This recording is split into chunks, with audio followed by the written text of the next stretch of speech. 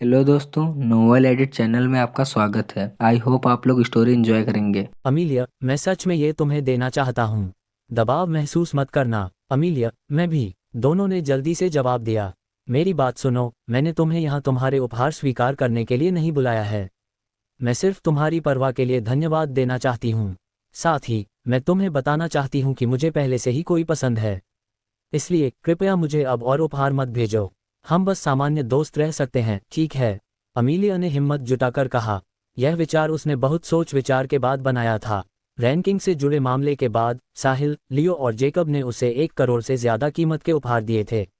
उसके हिस्से में लगभग 70 लाख आए। इसलिए वह पैसे घर ले गई और अपने परिवार के लिए एक नया घर खरीदा। फिर उसने अपने माता पिता के लिए कारें खरीदी और उन्हें 1-1 मिलियन दिए।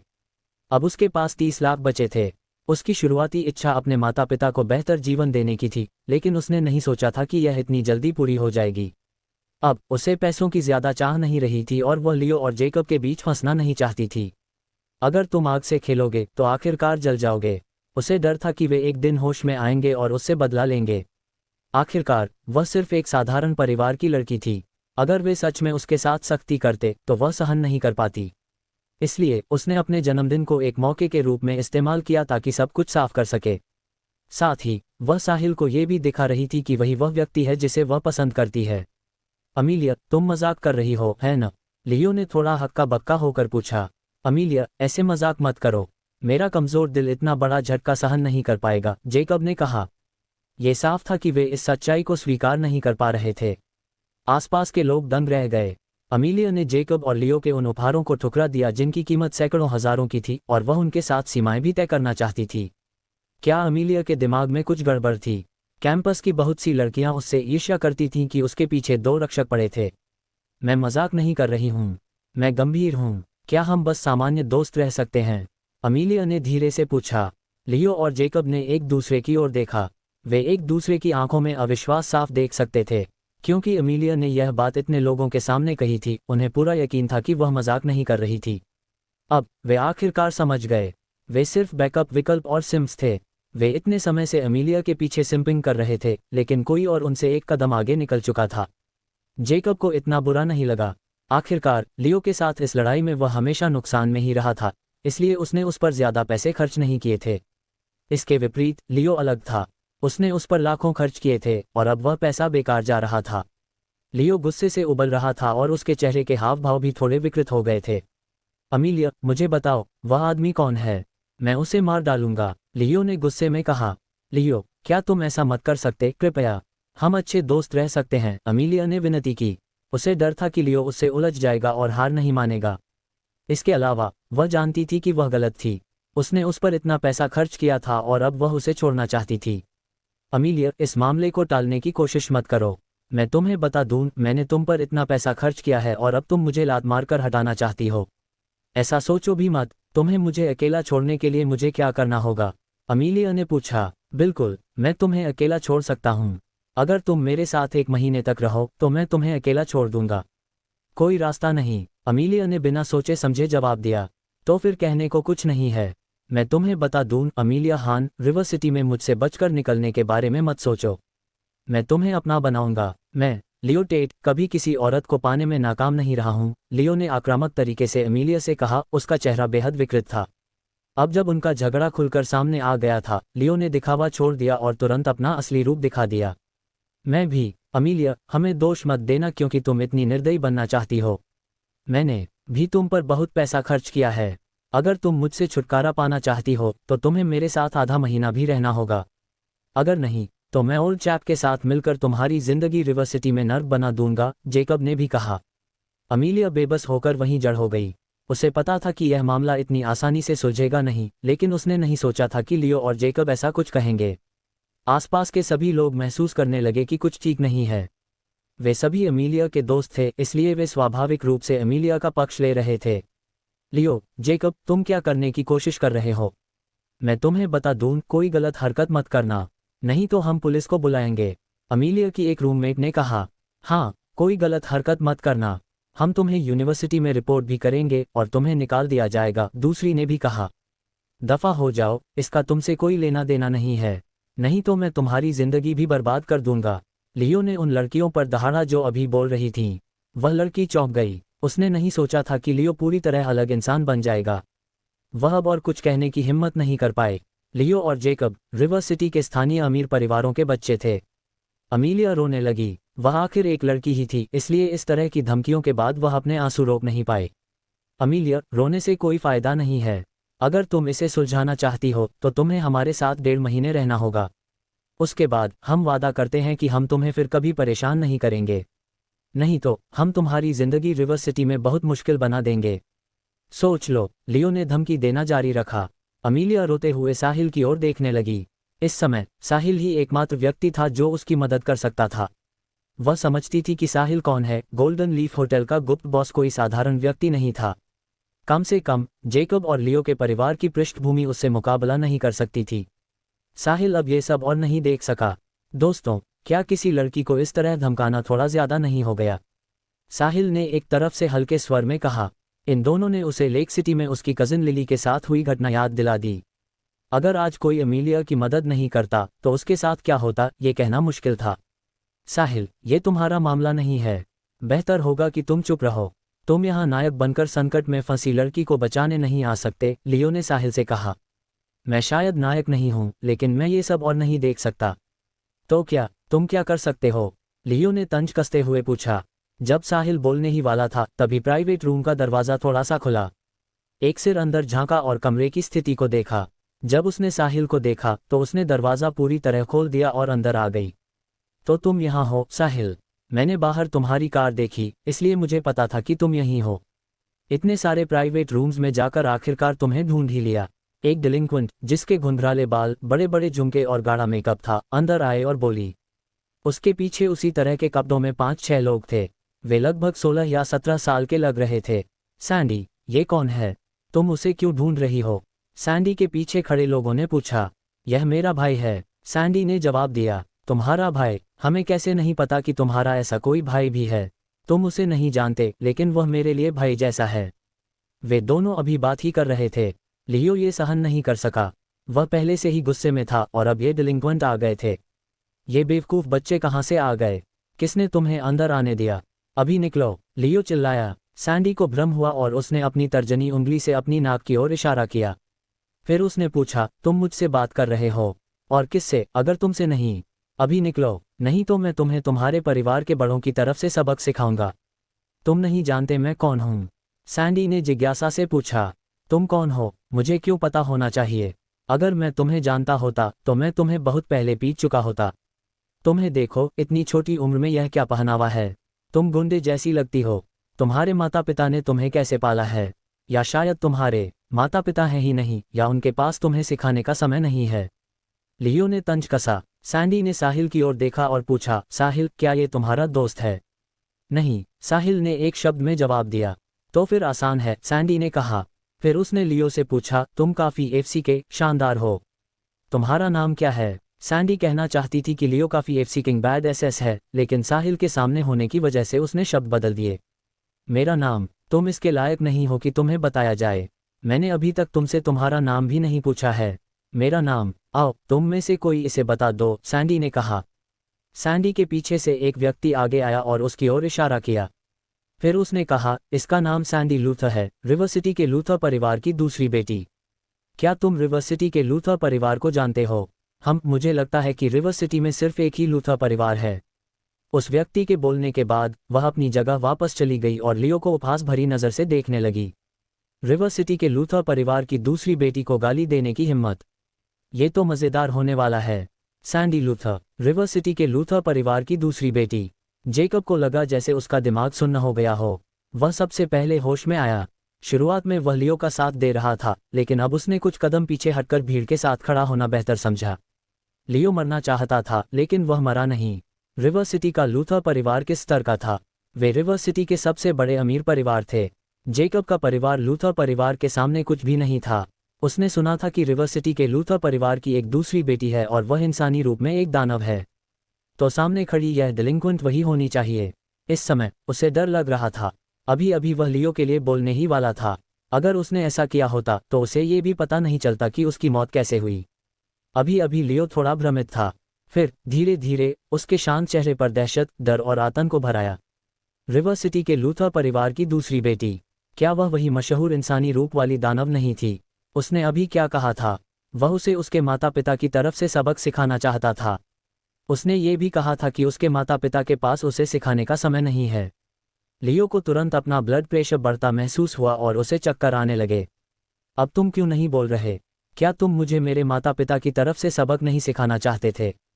तुमने ये भी कहा था कि मेरे माता पिता के पास मुझे सिखाने का समय नहीं है ना? सैंडी ने पूछा। लियो इतना डर गया कि वह जमीन पर घुटनों के बल गिर पड़ा। वह सिर झुकाकर माफी मांगते हुए हकलाने लगा, मम्मा मिस लूथर, मुझे माफ कर दीजिए। मैं आपको पहचान नहीं पाया और मैंने आपका अपमान किया। कृपया मेरे स्तर पर मत उतरिए और मुझसे बदला मत लीजिए। कृपया मुझे छोड़ दीजिए। अभी तो तुम काफी अकड़ में थे, अब साफ साफ क्यों नहीं बोल पा रहे? ये दृश्य उन लोगों को समझ नहीं आ रहा था जो यह नहीं जानते थे कि क्या हो रहा है। अभी अभी लियो काफी दबदबे वाला था, तो एक पल में वह जमीन पर घुटनों के बल क्यों आ गया? सामने खड़ी यह छोटी लड़की कौन थी? उसका नाम ही लियो को इतना डरा रहा था। और क्या उस लड़की ने अभी साहिल को अपना भाई कहा? मौजूद सभी लोग इस अजीब तरह से कपड़े पहनी डिलिंक्वेंट को देखकर हैरान थे। उसका नाम ही लियो को इतना डरा सकता था, तो वह जरूर कोई असाधारण व्यक्ति होगी। साहिल, उसका नाम क्या है? सैंडी ने साहिल से पूछा। उसका नाम लियो टेट है। मुझे लगता है कि उसका परिवार रिवर सिटी में है। वह काफी महान है और सच में एक अमीर परिवार का बच्चा है। साहिल ने मुस्कुराकर जवाब दिया। लियो ने सैंडी को नाराज कर दिया था, इसलिए साहिल को अब कुछ करने की जरूरत नहीं थी। लियो की जिंदगी खत्म हो चुकी थी। अमीर परिवार का बच्चा? सैंडी ने जिज्ञासा से पूछा। फिर उसने अपने पीछे खड़े दोस्तों की ओर मुड़कर पूछा, क्या तुम लोग सर्कल में टेट उपनाम वाले किसी व्यक्ति को जानते हो? नहीं नहीं, मुझे नहीं पता, कभी सुना नहीं। बाकी डिलिंक्वेंट ने सिर हिलाकर जवाब दिया। सैंडी ने लियो की ओर देखा और कहा, तुम तो रिवर सिटी के सर्कल में भी नहीं हो, तो तुम किस तरह के अमीर घर के बच्चे हो? लियो घुटनों के बल बैठा हुआ जल्दी से बोला, आप सही कह रही हैं मिस लूथर, आप सही हैं। मैं अमीर घर का बच्चा नहीं हूँ, मैं बस एक साधारण इंसान हूँ। कृपया महान बनकर मुझे माफ कर दीजिए। माफ कर दूँ? क्या तुम्हें पता है कि मेरी पूरी जिंदगी में किसी ने मुझसे ऐसे बात नहीं की? और तुम मुझे मेरे माता पिता की तरफ से सबक सिखाना चाहते थे। तुमने ये भी कहा कि मेरे माता पिता के पास मुझे सिखाने का समय नहीं है और तुमने मुझे FCK ऑफ कहा। मेरे दादा, माता पिता और यहाँ तक कि मेरे भाई ने भी मुझसे कभी ऐसा नहीं कहा, सैंडी ने गुस्से में कहा। यह मेरी गलती है, मैं बिना सोचे समझे बोलता हूँ। मुझे बहुत अफसोस है। लियो ये कहते हुए खुद को थप्पड़ मारने लगा। वह सच में डर गया था। अगर लूथर परिवार रिवर सिटी में उनके परिवार को निशाना बनाता तो उसकी जिंदगी खत्म हो जाती। वे किसी भी पल उसके परिवार को दिवालिया कर सकते थे और जिस पर उसे गर्व था वह सब धुएं की तरह उड़ जाता। इस बीच अमीलिया ने रोना बंद कर दिया। उसने हैरानी से ये दृश्य देखा और फिर सैंडी और साहिल की ओर देखा। उसे पता था कि आज उसका संकट लगभग हल हो गया था। लियो ने एक अहम व्यक्ति को नाराज कर दिया था और वह खुद को भी नहीं बचा पा रहा था, तो उसके पास उसे परेशान करने का समय कहाँ से आता। हालांकि यह अफसोस की बात थी कि जेकब इससे बच निकला। जेकब ने चुपचाप अपने माथे का ठंडा पसीना पोंछा। ये बहुत नजदीकी मामला था। वह लगभग लियो के साथ मुसीबत में फंस ही गया था। सौभाग्य से उसने जल्दी प्रतिक्रिया दे दी। भले ही लियो घुटनों के बल बैठा खुद को थप्पड़ मार रहा था, लेकिन इससे सैंडी का गुस्सा जरा भी कम नहीं हुआ। लड़कियों, जाओ और इसे पकड़ो। सैंडी अपने दोस्तों के साथ लियो को मारने लगी। जैसे ही उन्होंने उस पर हाथ डाला, वे उसे लात घूंसे मारने लगीं। लियो सिर्फ मार सह सकता था। वह न तो बचने की हिम्मत कर रहा था और न ही पलटकर वार करने की। हालांकि सैंडी और उसके दोस्त लड़कियां थीं और कम उम्र की थीं, इसलिए उनमें ज्यादा ताकत नहीं थी। इस वजह से उनके हमले से लियो को ज्यादा चोट नहीं लगी। फिर भी लियो जितना हो सके उतना दर्दनाक चिल्ला रहा था। वह चाहता था कि ये लड़कियां उस पर दया करें ताकि वे उसे छोड़ दें। कुछ देर उसे मारने के बाद सैंडी के हाथ दुखने लगे। फिर भी वह संतुष्ट नहीं हुई, इसलिए उसने आसपास देखा। फिर वह कमरे के बीच में रखी मेज की ओर गई और एक बियर की बोतल उठाई और वापस चल दी। जब वह बोतल लियो के सिर पर मारने ही वाली थी, साहिल ने उसे रोक लिया। रुको सैंडी, तुम क्या कर रही हो?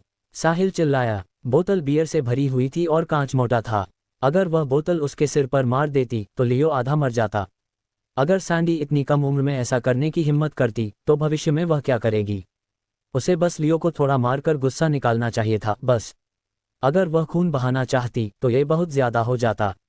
सैंडी ऐसा करने ही वाली थी।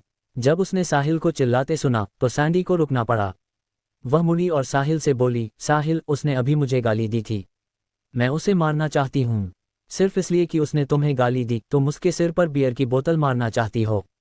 क्या तुम्हें पता है कि ऐसा करने से क्या होगा? कभी कभी समस्या सुलझाने के लिए हिंसा की जरूरत नहीं होती।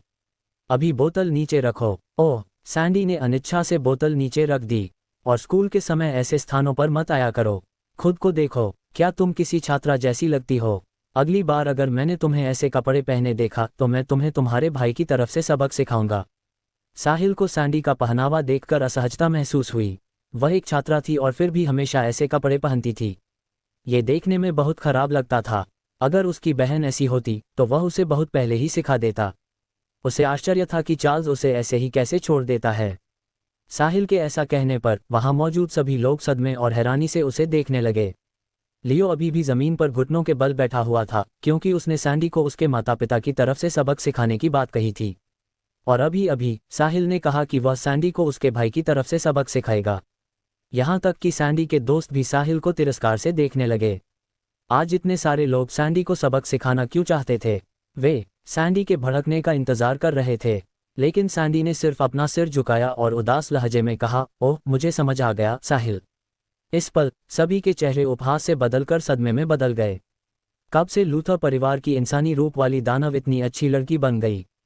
सैंडी ने अपने परिवार में कभी किसी की बात नहीं मानी थी। हालांकि सैंडी अभी थोड़ी उदास लग रही थी, लेकिन अंदर से वह खुश थी। जब से साहिल उसके पास अचानक प्रकट हुआ था और जैकरी की तलवार को अपनी उंगलियों से रोक दिया था जो उसके दिल में घुसने वाली थी, साहिल की जगह उसके दिल में बहुत ऊपर पहुंच गई थी। साहिल अब उसके भाई चार्ल्स से भी ऊपर हो गया था। एक ऐसा व्यक्ति जो तब अचानक प्रकट हो जब तुम निराश महसूस कर रहे हो, आमतौर पर वही होता है जिसे तुम सबसे आसानी से याद रखते हो। इसके अलावा एससीसी की सदस्य होने के नाते वह स्वाभाविक रूप से टी फैक्शन के 8 महान योद्धाओं का महत्व जानती थी और यह भी पहचानती थी कि उसका भाई चार्ल्स भी उनका मुकाबला नहीं कर सकता। चूंकि साहिल जैकरी को हरा सकता था तो वह सच में एक शक्तिशाली व्यक्ति था। वह सैंडी लूथर शक्तिशाली लोगों की पूजा करती थी। यह एक शक्तिशाली व्यक्ति था जिसने पहले उसकी जान बचाई थी। इसलिए जब साहिल ने उससे ऐसा कहा तो उसे खुशी हुई, क्योंकि इसका मतलब था कि साहिल उसकी परवाह करता है। फिर सैंडी ने पूछा, ओम साहिल, क्या मैं छुट्टियों में आ सकती हूँ? हाँ, आ सकती हो, लेकिन तुम्हें अपने घुंघराले बाल, बड़े झुमके और चेहरे पर भारी मेकअप हटाना होगा। तुम एक छात्रा हो, इसलिए तुम्हें वैसा ही दिखना चाहिए। ठीक है। वैसे साहिल, तुम कब फ्री हो? मेरे दादा कहते हैं कि वे तुमसे मिलना चाहते हैं और तुम्हारा धन्यवाद करना चाहते हैं। साहिल ने सोचा और कहा, शायद इस हफ्ते नहीं, लेकिन जब समय होगा तो मैं तुम्हारे भाई को कॉल करूंगा। उसे लूथर परिवार का सम्मान करना था, लेकिन वह सिर्फ अगले हफ्ते तक इंतजार कर सकता था। ठीक है साहिल, अब हम चल रहे हैं। सैंडी ने अपने दोस्तों को इकट्ठा किया और जाने की तैयारी करने लगी। हालांकि जाने से पहले उसने लियो से कहा, लियो टेट है न, मैं अब तुम्हें याद रखूंगी। मुझे उम्मीद है कि तुम कल भी अमीर परिवार के बच्चे बने रहोगे। लियो ने ये सुनते ही डर के मारे जमीन पर ढेर हो गया। ओह नहीं, अब सब कुछ खत्म हो गया था। एक बार उसने लूथर परिवार को पूरी तरह नाराज कर दिया तो उसका परिवार रिवर सिटी में कैसे टिकेगा? वह ये सोचने की भी हिम्मत नहीं कर पा रहा था कि उसके परिवार के दिवालिया होने के बाद उसकी जिंदगी कैसी होगी। सैंडी अपने दोस्तों के साथ चली गई। अब कमरे में वही लोग बचे थे जो पहले साथ में खाना खा रहे थे। लियो बेजान आंखों के साथ जमीन पर ढहकर बैठा था। जेकब चुपचाप खुद को भाग्यशाली महसूस कर रहा था। इस बीच अमीलिया चमकती आंखों से साहिल को देख रही थी। सिर्फ अमीलिया ही नहीं, कमरे की बाकी लड़कियों की नज़रें भी वैसी ही थीं। उन्होंने नहीं सोचा था कि साहिल इतना बड़ा व्यक्ति होगा। वह इतना रहस्यमयी था। साहिल को असहजता महसूस हुई, क्योंकि लोग उसे भूखी नज़रों से देख रहे थे। अमीलिया, मुझे अब जाना होगा। तुम लोग मज़े जारी रखो, साहिल ने कहा। जब अमीलिया ने सुना कि साहिल जा रहा है तो उसने अनुमति नहीं दी। वह आगे बढ़ी, साहिल की बाँह पकड़ ली और बोली, साहिल, तुम्हें जाने की अनुमति नहीं है। आज मेरा जन्मदिन है और तुमने मुझे अभी तक कोई तोहफा नहीं दिया। अमीलिया साहिल की बाँह पकड़े हुए थी और उसे अजीब लग रहा था।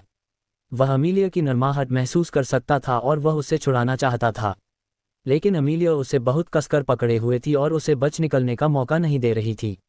अमीलिया, क्या मैं तुम्हें किसी और दिन तोहफा दे सकता हूँ? मुझे सच में नहीं पता था कि आज तुम्हारा जन्मदिन है। नहीं, तुम्हें आज ही देना होगा, अमीलिया ने साहिल की बाँह और कसकर पकड़ते हुए कहा। उसने जानबूझकर साहिल की बाँह को अपनी भरपूर छाती से रगड़ा, जिससे साहिल का चेहरा लाल हो गया। भले ही वह कुछ सालों से सैरा के साथ डेट कर रहा था, फिर भी वह अभी तक कुंवारा था। तो वह अमीलिया जैसी लड़की की छेड़छाड़ कैसे सह पाता। कुछ साहसी लड़कियां साहिल के पास आ गईं और उसे खींचने लगीं। वे सभी साहिल के साथ रिश्ते में घुसने का मौका चाहती थीं। आखिरकार साहिल के पास थोड़ी देर के लिए न जाने पर सहमत होने के अलावा कोई विकल्प नहीं था। क्योंकि लियो अभी भी कमरे में था, वे दूसरे कमरे में चले गए और मस्ती जारी रखी। जेकब और बाकी लड़के जाने की हिम्मत नहीं कर पाए। जेकब साहिल को देखकर थोड़ा डर गया था और वह बस जल्द से जल्द निकलना चाहता था, कहीं वह भी लियो जैसा हाल न हो जाए। उनकी पार्टी आधी रात के आसपास ही खत्म हुई। जब अमीलिया भुगतान करने गई तो उसे बताया गया कि फुलर गोल्डन सैंड्स में साहिल के सारे खर्च माफ कर दिए गए हैं। सब लोग फिर से प्रशंसा में चिल्लाने लगे। साहिल बहुत रहस्यमयी था। उन्होंने पहले कैसे नहीं पहचाना कि वह इतना बड़ा व्यक्ति है। साहिल, तुम कहाँ रहते हो? फुलर गोल्डन सैंड्स के प्रवेश द्वार पर पहुंचने पर अमीलिया ने पूछा। मैं उपनगरों में रहता हूँ, साहिल ने जवाब दिया। साहिल, क्या तुम गाड़ी से नहीं आए थे? क्या तुम हमें छोड़ सकते हो? एक लड़की ने कहा। हाँ, हमें कैंपस तक छोड़ दो। इतनी रात हो गई है और टैक्सी बुलाना बहुत खतरनाक है, दूसरी लड़की ने कहा। मेरी कार में इतने लोग नहीं आ सकते, साहिल ने जवाब दिया। वहाँ 10 से ज्यादा लड़कियां थीं और सच में वे सब साहिल की कार में नहीं आ सकती थीं। सिर्फ एक ही बैठ सकती थी। हम एडजस्ट कर सकते हैं, या तुम 2 चक्कर लगा लो। नहीं तो इतनी रात को हम घर कैसे जाएंगे? हाँ, जब वे साहिल की बुगैटी वेरॉन के पास पहुंचे तो साहिल ने कार पर थपथपाया और कहा, यह मेरी कार है। अगर मुझे तुम सबको छोड़ना पड़े तो मुझे 10 चक्कर लगाने पड़ेंगे। जब लड़कियों ने चमचमाती बुगैटी वेरॉन देखी तो वे दंग रह गईं। यह इतनी सुंदर थी, सच में औरतें सुपर लग्जरी कारों का विरोध नहीं कर पातीं। वाह साहिल, क्या ये तुम्हारी कार है? ये कितनी सुंदर है, ये तो कमाल की कार है। लियो और जेकब की कारें तो कितनी सस्ती लगती हैं। ये कौन सी कार है? जाकर देखो। आखिरकार बुगैटी वेरॉन जैसी एक अंतर्राष्ट्रीय लिमिटेड एडिशन स्पोर्ट्स का सच में ज़बरदस्त झटका देती है। सभी ने अपने अपने फ़ोन निकाल लिए और उसे सर्च करने लगे। वाह, ये तो लिमिटेड एडिशन बुगैटी वेरॉन है। इसकी ऑफिशियल प्राइस 60 मिलियन। एक लड़की ने कीमत पढ़ते हुए हकलाकर कहा। 60 मिलियन इन छात्रों के लिए एक अकल्पनीय राशि थी। जेकब और लियो जैसे अमीर परिवारों के बेटे भी 60 मिलियन की स्पोर्ट्स कार रखने का सिर्फ सपना ही देख सकते थे। सॉरी, मुझे नहीं लगता कि मैं आज तुम लोगों को छोड़ पाऊंगा। तुम लोग खुद ही घर जाने के लिए कोई सवारी पकड़ लो। मैं तुम्हारे टैक्सी बिल्स दे सकता हूँ, गुड बाय। ये कहकर साहिल ने कार अनलॉक की और अंदर बैठ गया। जाने ही वाला था। आज वह अपनी सीमा से बहुत आगे निकल चुका था। रात की शुरुआत से ही खूबसूरत लड़कियों से घिरा हुआ था। कोई भी सामान्य आदमी अगर पूरी रात इन महिलाओं की छेड़छाड़ झेलता तो झुंझलाहट महसूस करता। वह भी अभी कार में बैठा ही था कि पैसेंजर सीट का दरवाज़ा खुला और अमीलिया अंदर बैठ गई। अब शिष्टाचार का समय नहीं था। अगर उसे साहिल को अपना बनाना था तो उसे उसके साथ समय बिताने का हर मौका लेना होगा। बाहर खड़ी लड़कियां गुस्से से भर गईं जब उन्होंने अमीलिया को पैसेंजर सीट पर बैठते देखा, क्योंकि उन्होंने भी ऐसा करने के बारे में नहीं सोचा था। आखिरकार यह एक शानदार मौका था, न सिर्फ एक अच्छी कार में बैठने का बल्कि साहिल के साथ अकेले समय बिताने का भी। साहिल चौंक गया और उसने उससे कहा, अमीलिया, मैं स्कूल वापस नहीं जा रहा हूँ। तुम मुझे कहीं भी ले जा सकते हो साहिल। आज रात तुम जहाँ भी जा रहे हो मैं वहीं जाऊंगी, अमीलिया ने जवाब दिया। कहीं भी? साहिल का दिमाग भटकने लगा। साहिल ने अमीलिया की ओर देखा तो पाया कि वह गालों पर हल्की लाली लिए उसे देख रही थी। सच कहें तो अगर साहिल ये कहता कि उसे अमीलिया जैसी देवी सी खूबसूरती के लिए कुछ भी महसूस नहीं हुआ तो वह झूठ होगा। एसआरयू की 3 कैंपस बेल्स में से एक होने के नाते अमीलिया के न सिर्फ नाजुक नैन नक्श और कोमल शरीर थे बल्कि वह भावुक भी थी। जब वह पहल करके फ्लर्ट करती तो शायद ही कोई आदमी बेपरवाह रह पाता। हालांकि साहिल के अपने उसूल थे। वह लियो जैसे जानवरों से अलग था जो सिर्फ अपने निचले हिस्से से सोचते थे। वरना वह कभी भी सारा की इच्छाओं का सम्मान नहीं करता और उनके साथ बिताए 4 सालों में एब्स्टिनेंट नहीं रहता। मुझे नहीं लगता कि यह एक अच्छा आइडिया है अमीलिया। इसमें क्या बुरा है? पिछली बार जब तुम मेरे टॉप फैन बने थे तब से मैं पहले ही तुम्हारी हो चुकी थी। अगर लियो टॉप फैन बन जाता तो मैं बच नहीं पाती, इसलिए थैंक यू। अमीलिया के शब्द बहुत सीधे थे और साहिल को समझ नहीं आया कि वह क्या जवाब दे। ओह अमीलिया, मेरा मानना है कि अगर 2 लोग ऐसा करें तो वह प्यार के आधार पर होना चाहिए। वरना उनमें और जानवरों में क्या फ़र्क रह जाएगा, है न? क्या इंसान भी एक तरह का जानवर नहीं है? तुम लोग तो वैसे भी अपने निचले हिस्से से सोचने वाले जानवर हो। यहीं पर मुझे असहमति है अमीलिया। मैं दूसरे मर्दों जैसा नहीं हूँ, ठीक है? साहिल ने सख्ती से कहा। अमीलिया ने साहिल को अस्पष्ट मुस्कान के साथ देखा और पूछा, दूसरे मर्दों जैसा नहीं? या फिर तुम बस लैकिंग हो? व्हाट द एफसी के? मैं इसे ऐसे ही जाने नहीं दूंगा। अमीलिया हान, यह मेरे कैरेक्टर का अपमान है। अभी जो कहा है उसे वापस लो और मैं मान लूंगा कि आज कुछ हुआ ही नहीं, वरना मैं तुम्हें आज रात पछताने पर मजबूर कर दूंगा। यहाँ तक कि साहिल का लहजा भी बदल गया था। अमीलिया का इशारा बहुत ज्यादा अपमानजनक था। क्या मैं गलत हूँ साहिल? मैं खुद को तुम्हारे सामने पेश कर रही हूँ ताकि उस गलतफहमी को साफ किया जा सके, अमीलिया ने जोर दिया। आज रात उसका लक्ष्य वैसे भी साहिल के सामने खुद को साबित करना था, इसलिए अब पीछे हटने की कोई वजह नहीं थी। अपने शब्द याद रखना, पछतावा मत करना। फिर साहिल ने इंजन स्टार्ट किया और एक्सेलरेटर दबा दिया। भीड़ की आंखों से ओझल हो गया। 60 मिलियन की स्पोर्ट्स का बेहतरीन साउंड प्रूफिंग वाली थी, इसलिए बाहर खड़े किसी भी व्यक्ति ने उनकी बातचीत का एक भी शब्द नहीं सुना। साहिल अपनी बुगैटी वेरॉन चलाते हुए अमीलिया को साथ लेकर साउथ रिवर इंटरनेशनल रेजिडेंस पहुंचा। मुख्य प्रवेश द्वार पर कार रोककर उसने अमीलिया की ओर देखा और कहा, अब भी पछताने में देर नहीं हुई है। मैं तुम्हें स्कूल वापस छोड़ सकता हूँ। ऐसा तो नहीं, अमीलिया ने हिम्मत जुटाकर कहा। उसे आने का पछतावा नहीं था, लेकिन इसका मतलब यह नहीं था कि वह नर्वस नहीं थी। आखिरकार यह एक औरत की जिंदगी का एक अहम पल था। वह हमेशा एक अच्छी और सेल्फ रिस्पेक्टिंग लड़की रही थी। हालांकि उसने पहले अपने परिवार की जीवन स्थिति बदलने के लिए कुछ तरकीबें और चालाकी अपनाई थी, फिर भी अपने शरीर के मामले में वह आत्मसम्मान रखती थी। उसका ये सपना भी था कि वह अपना प्रिंस चार्मिंग पाए और अपना फर्स्ट टाइम उसी को दे। उसके दिल में साहिल ही उसका प्रिंस चार्मिंग था। पहली बार उसने साहिल के बारे में तब सुना था जब उसका सायरा से ब्रेकअप हुआ और वह गुस्से में खून की उल्टी कर बैठा। लियो ने यह पता लगाया और एसआरयू के सभी ग्रुप चैट्स और सोशल मीडिया प्लेटफॉर्म्स पर डाल दिया। फिर लियो से बदला लेने के लिए साहिल उसका टॉप फैन बना और वह उससे गोल्डन लीफ होटल में मिली। तभी उसे पता चला कि साहिल एक बेहद अमीर परिवार से आता है और लियो जैसे लोगों से कहीं ऊंचे दर्जे का है। हालांकि जो चीज़ उसे सच में साहिल की ओर खींच लाए वह उसका बेहद अमीर पारिवारिक बैकग्राउंड नहीं था। वह पैसों से प्यार कर सकती थी, लेकिन सिर्फ इसलिए क्योंकि उससे उसके परिवार की जीवन स्तर सुधर सकता था। वह कोई गोल्ड डिगर नहीं थी। असल बात यह थी कि साहिल 4 साल तक सायरा का बॉयफ्रेंड रहा और फिर भी सेक्सुअली एब्स्टिनेंट रहा। ये भी कि जब साहिल प्यार करता था तो वह कभी भूलता नहीं था। यह उसकी खुद लिखी सॉन्ग बॉय से साफ झलकता था और वह हर स्थिति में शांत ऑरा बनाए रखता था। अमीर परिवारों के बेटों के बीच रहते हुए अमीलिया ने मर्दों के बारे में अपने निष्कर्ष बना लिए थे। लियो जैसे मर्द सिर्फ इसलिए उसके पीछे थे क्योंकि वह फ्रेश थी, और एसआरयू की 3 कैंपस बेल्स में से एक को गर्लफ्रेंड बनाना उसे संतुष्टि देता और दूसरों की नज़र में ईर्ष्या का कारण बनता। संभव था कि रिश्ते की शुरुआती एक्साइटमेंट खत्म होते ही लियो का ध्यान एवा या लूना की ओर चला जाता। लियो जैसे मर्द कभी संतुष्ट नहीं होते, लेकिन साहिल अलग था। जिस पल तुम्हारा रिश्ता उसके साथ फिजिकल हो जाता वह अंत तक पूरी जिम्मेदारी लेता।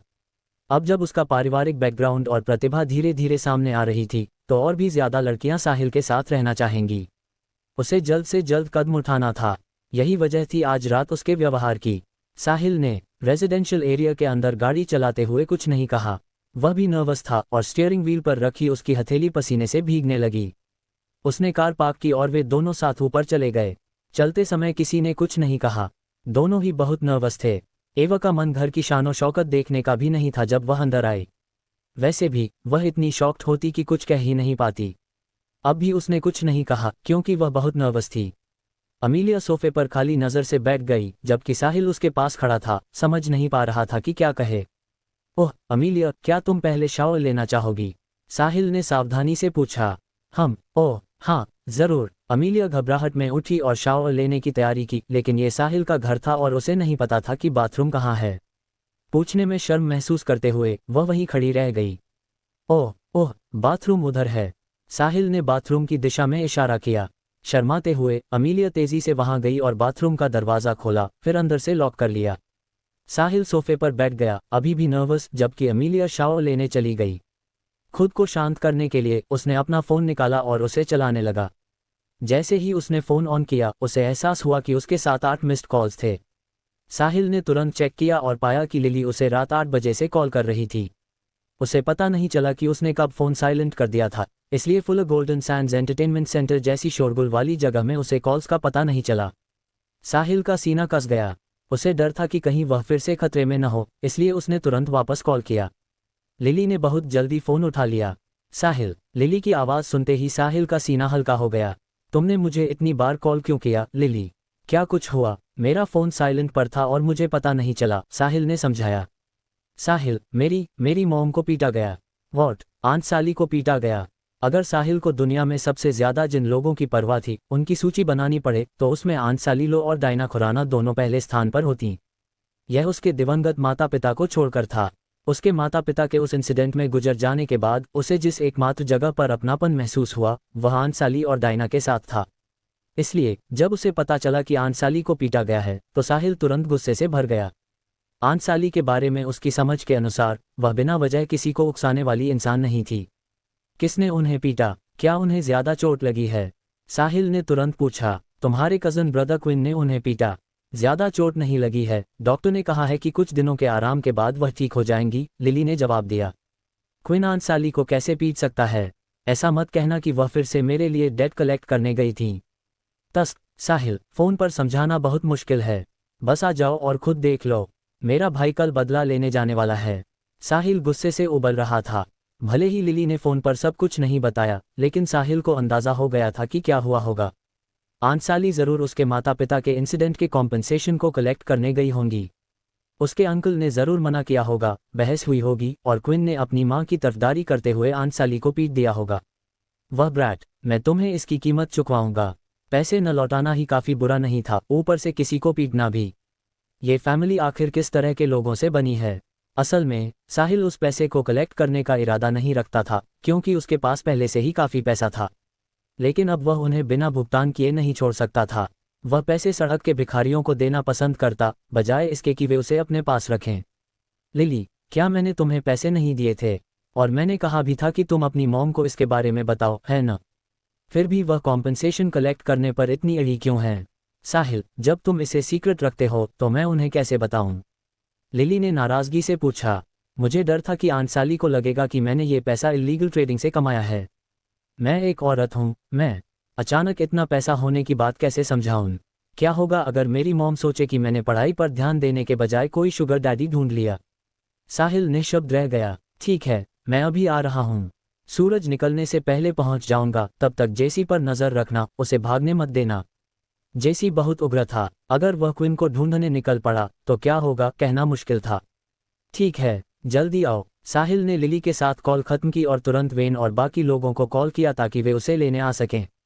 बुगाटी वेरॉन छोटे काउंटी में चलाने के लिए ठीक नहीं थी, क्योंकि उसकी शैसीज नीची थी।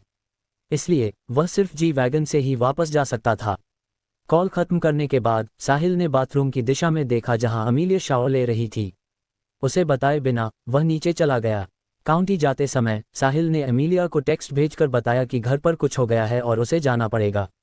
उसने ये भी बताया कि वह उसकी हाउस में रात बिता सकती है। वह मैसेज भेजने के बाद साहिल ने थोड़ा सोचा और फिर एक वाक्य और जोड़ दिया। वाकई कुछ हो गया है अमीलिया। मैं कसम खाता हूँ, मैं भाग नहीं रहा हूँ। अगर अमीलिया ने गलत समझ लिया और मान लिया कि वह उस डिपार्टमेंट में लैकिंग है तो यह उसके कैरेक्टर का बहुत बड़ा अपमान होता। लेकिन क्या वह मुझ पर विश्वास करेगी? शायद नहीं। डैम इट, ईमानदारी से कहूँ, अगर मैं उसकी जगह होता तो शायद मैं भी विश्वास नहीं करता। बस हो गया, मेरी शानदार रेप्यूटेशन बर्बाद हो गई। लेकिन अभी इस बारे में सोचने का समय नहीं है। साहिल ने तय किया कि वह पहले इस मसले को सुलझाएगा, फिर अपनी रेप्यूटेशन के बारे में सोचेगा। साहिल को साउथ रिवर इंटरनेशनल रेजिडेंस के एंट्रांस पर ज्यादा इंतजार नहीं करना पड़ा। वेन और गैविन जी वैगन लेकर पहुंच गए। कार में बैठते ही साहिल ने वेन को लोकेशन दिया और वेन ने तुरंत जीपीएस सेट कर दिया।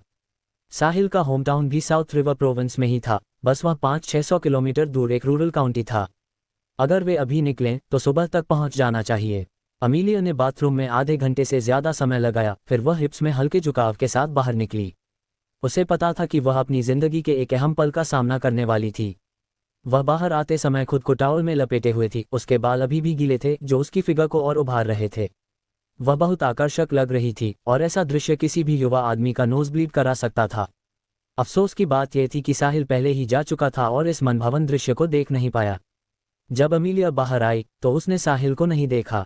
ये सोचकर कि वह ऊपर चला गया होगा, वह सोफे पर बैठकर उसका इंतजार करने लगी। काफी देर तक साहिल नहीं आया तो बोरियत में उसने अपना फोन निकाला। तभी उसने साहिल के भेजे गए 2 मैसेजेस देखे। साहिल के मैसेजेस पढ़ते ही अमीलिया सन्न रह गई। फिर उसने हल्की सी हंसी छोड़ी। साहिल भाग गया। घर पर कुछ हो गया। जैसे कि मैं इस पर विश्वास कर लूं। इतनी देर रात को क्या हो सकता है? जैसा उसने सोचा था, साहिल कोई आसान आदमी नहीं था। वैसे वह भी कोई आसान औरत नहीं थी। आखिरकार वह अभी भी वर्जिन थी। वह बस अपनी खुशी के पीछे जा रही थी क्योंकि उसे कोई पसंद आ गया था। साहिल के चले जाने के बाद अमीलिया ने खुद को रिलैक्स्ड महसूस किया और बिना किसी उद्देश्य के घर में घूमने लगी, उस घर की तारीफ करते हुए जिसमें वह थी। पहली बार आने पर वह इतनी नर्वस थी कि देख नहीं पाई थी, लेकिन अब शांत होने पर उसने घर की डिज़ाइन को गौर से देखा। उसने कभी इतना शानदार घर नहीं देखा था, इंटरनेट पर भी नहीं। अमीलिया बड़ी फ्लोर टू सीलिंग विंडोज़ के सामने खड़ी होकर रिवर लीड्स के नाइट व्यू को निहारने लगी। ये सब अवास्तविक लग रहा था। उसने थोड़ी देर तक नज़ारा देखा और फ़ोन से कुछ तस्वीरें लीं, फिर वह ऊपर 28 फ्लोर पर चली गई। यहाँ तो प्राइवेट पूल भी है। पूल के ऊपर की सीलिंग ग्लास की बनी हुई थी, यानी ऊपर देखते ही रात के चमकते सितारे दिखाई देते थे। उसने सोचा कि पूल में लेटकर सितारों को देखना कैसा लगेगा, इसलिए उसने वैसा ही किया। अमीलिया ने पूल के पास रखा एक एयर मैट्रेस उठाया और उसे पानी पर रख दिया, फिर वह उस पर लेट गई। मैट्रेस धीरे धीरे पूल के बीच में तैरने लगा और वह ऊपर सितारों को निहारती रही। अगर साहिल यहाँ होता और उसे गले लगाए रहता तो ये बिल्कुल परफेक्ट होता, शायद वे रेड वाइन की एक बोतल भी शेयर कर सकते थे। अमीलिया ने अपने ऊपर लिपटे टॉवल की ओर देखा और उसे उतार दिया। साहिल का दिल इतनी आकर्षक देह को देखकर भी कैसे जाने का कर गया। उसने मन ही मन सोचा, कितना बोरिंग आदमी है। उसी समय साहिल आंससाली के घर की ओर तेजी से बढ़ रहा था। आंससाली की चोट बहुत बड़ा मामला थी। भले ही वह गंभीर नहीं थी, फिर भी साहिल को गहरी गिल्ट महसूस हो रही थी, खासकर इसलिए क्योंकि वह उसके लिए पैसे कलेक्ट करते समय घायल हुई थी। जब साहिल शू सिटी पहुंचा तब सुबह के 6 बज चुके थे। सुबह सुबह उसने थोड़ी देर झपकी ली, जबकि वेन और गैवन बारी बारी से गाड़ी चलाते रहे। शू सिटी पहुंचने पर साहिल ने स्टीयरिंग व्हील संभाल ली, क्योंकि वेन और गैवन रास्तों से परिचित नहीं थे और साहिल के चलाने पर वे जल्दी पहुंच सकते थे। आंससाली के रेजिडेंस की लॉबी में पहुंचने के बाद साहिल ने वेन और गैवन को कार में ही इंतजार करने को कहा और खुद ऊपर चला गया। दरवाज़ा लिली ने खोला। शू सिटी पहुंचने पर साहिल ने उसे अपने आने की सूचना दे दी थी। अंदर आओ। साहिल, क्या हाल है? आंससाली कहाँ हैं? जेसी कहाँ है? साहिल ने पूछा। अंदर, मेरे डैड जेस पर नज़र रखे हुए हैं ताकि वह क्विन को ढूंढने न चला जाए। घर में घुसते ही साहिल ने देखा कि अंकल यूसुफ सोफे पर बैठकर टेलीविज़न देख रहे थे। अंकल यूसुफ, साहिल ने आवाज़ दी। तुम आ गए साहिल, जाकर अपनी आंससाली को देखो। सच में वह अब जवान नहीं रही, फिर भी दूसरों से बहस करने क्यों गईं? देखो, अब बिस्तर पर पड़ी हैं, यूसुफ ने कहा। अंकल यूसुफ एक क्लार्क थे, इसलिए वह बहुत भरोसेमंद थे और मुसीबत में भी शांत रह सकते थे। भले ही उन्होंने साहिल के साथ सबसे अच्छा व्यवहार न किया हो, लेकिन उन 2 सालों में उन्होंने साहिल के साथ कभी बुरा सलूक नहीं किया। बिस्तर पर पड़ी हैं। लिली ने तो कहा था कि कुछ दिनों के आराम से ठीक हो जाएंगी। आखिर चोट कितनी गंभीर थी कि वह बिस्तर पर ही पड़ गईं। साहिल तुरंत आंससाली के कमरे की ओर दौड़ा और उन्हें बिस्तर पर सोता हुआ पाया। उनकी नींद में खलल न डालते हुए साहिल ने धीरे से दरवाज़ा बंद किया और बाहर आ गया। वह वापस लिविंग रूम में आकर अंकल यूसुफ और लिली के साथ बैठ गया। क्या हुआ अंकल यूसुफ? साहिल ने पूछा। यूसुफ ने फिर साहिल को पूरी बात बताई। ये साहिल के अनुमान से बहुत अलग नहीं था। उसके माता पिता के इंसिडेंट के लिए साहिल को लगभग 2 मिलियन का कॉम्पनसेशन मिलना था। उस समय साहिल 10 साल का भी नहीं था, इसलिए वह पैसा उसके नए गार्डियंस को सुरक्षित रखने के लिए दिया गया। आखिरकार साहिल ने अपने अंकल बॉबी के साथ रहने का फैसला किया, लेकिन कॉम्पनसेशन के पैसों को लेकर समस्या आ गई और अंकल बॉबी ने जोर देकर कहा कि वह पैसे साहिल को तभी लौटाएगा जब साहिल 18 साल का हो जाएगा। हालांकि न तो आंससाली और न ही आंट डायना को अंकल बॉबी पर भरोसा था, इसलिए उन्होंने एक अग्रीमेंट लिखवाया और वह अग्रीमेंट आंससाली को दे दिया। बॉबी के पास कॉम्पनसेशन पहुंचने के बाद साहिल की ज़िंदगी वहां बहुत ख़राब हो गई और उसकी ज़िंदगी तब बेहतर हुई जब वह हाई स्कूल में आंससाली के साथ रहने आ गया। अब साहिल 21 साल का हो चुका था, वह यूनिवर्सिटी से ग्रेजुएट होने वाला था, फिर भी बॉबी पैसे लौटाने का कोई इरादा नहीं दिखा रहा था। इसलिए जब आंससाली एग्रीमेंट लेकर साहिल के अंकल बॉबी के पास गईं तो उन्होंने कहा कि अगर उसने पैसे नहीं लौटाए तो वह उस पर सूट फाइल कर देंगी। अंत में साहिल की आंससाली और उसकी आंट करें के बीच बहस हो गई और जब क्विन घर लौटा और यह सब देखा तो उसने अपनी मां की मदद करने का फैसला किया और साली को 2 बार धक्का दिया। साली गिर पड़ी और उनकी पीठ में चोट लग गई। साली की पीठ पहले से ही कमज़ोर थी और गिरने से वह और मरोड़ गई। पूरी तरह ठीक होने में लगभग आधा महीना लगने वाला था। जेसी कहाँ है? साहिल ने फिर पूछा। आज सुबह उठते ही वह कह रहा था कि वह अपनी मॉम के लिए बदला लेने क्विन को ढूंढने जाएगा, लेकिन मैंने उसे जाने से रोक दिया, इसलिए वह गुस्से में अपने कमरे में खुद को बंद कर बैठा है, यूसुफ ने जवाब दिया। मैं इसे संभाल लूंगा अंकल यूसुफ, चिंता मत कीजिए, मैं आंससाली के लिए इंसाफ दिलवाऊंगा। हिंसा का सहारा मत लेना साहिल, अगर वे तर्क से बात नहीं करना चाहते तो हम कानून से अपनी रक्षा करेंगे। जल्दबाजी में कुछ मत करना, समझे? मैं समझता हूँ अंकल यूसुफ। मैं जेस को देखने जा रहा हूँ। फिर साहिल जेसी के बेडरूम की ओर गया। ये कमरा कभी उसका भी था। आंट साली एक 3 बेडरूम अपार्टमेंट में रहती थी, इसलिए वह 2 साल तक जेसी के साथ इसी घर में रहा था। वे काफी करीबी थे। साहिल ने जेसी के कमरे का दरवाज़ा खोलने की कोशिश की, लेकिन वह अंदर से लॉक था। Knock knock. साहिल ने दरवाज़ा खटखटाया और कहा, मैं हूँ जेस, दरवाज़ा खोलो। कुछ देर बाद लॉक खुलने की आवाज़ आई, लेकिन दरवाज़ा अभी भी बंद रहा। साहिल ने दरवाज़ा खोला और अंदर गया तो देखा कि जेसी बिस्तर पर गुस्से से भरा बैठा था। जेसी इस साल सिर्फ 16 का था और शू सिटी में हाई स्कूल के पहले साल में पढ़ रहा था। उसके पिता यूसुफ ने कई कनेक्शंस का इस्तेमाल करके उसे एक अच्छे हाई स्कूल में दाखिला दिलवाया था। जेसी रिबेलियस उम्र में था, इसलिए जब उसकी मॉम को पीटा गया तो वह बदला लेना चाहता था। यह स्वाभाविक था कि जब उसके डैड ने उसे घर में ही रहने को कहा तो उसे गुस्सा आए।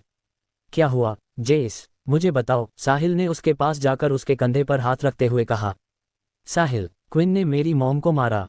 मैं उसे एफकंग मार डालूंगा, लेकिन मेरे डैड मुझे जाने नहीं दे रहे। सिर्फ इसलिए कि मेरे डैड एक कावर्ड हैं, इसका मतलब यह नहीं कि मैं भी हूं।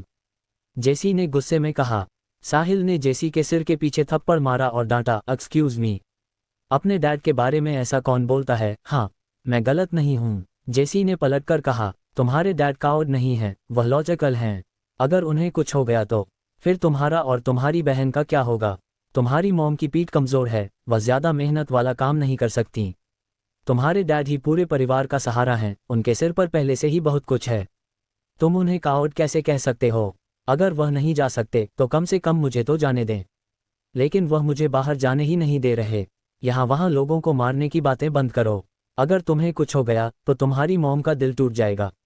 ये सब मेरी वजह से हुआ है, इसलिए इसे मुझे सुझाने दो, ठीक है? मैं वादा करता हूँ कि मैं इंसाफ दिलवाऊंगा। सच में? जेसी ने पूछा। बिल्कुल, बस इंतज़ार करो, जब आंट साली की पीठ ठीक हो जाएगी तब हम जाकर उनका बदला लेंगे। ठीक है, तुमने कहा है साहिल। साहिल जेसी को बाहर ले आया और वे लिविंग रूम में बैठ गए, लिली के ब्रेकफास्ट लाने का इंतज़ार करने लगे। लिविंग रूम में साहिल ने अंकल यूसुफ को बताया कि वह आंट साली को इलाज के लिए रिवर सिटी ले जाना चाहता है। यूसुफ ने कुछ सोचा और सहमत हो गए। फिर उन्होंने अपने सुपीरियर को कॉल करके लीव मांगी।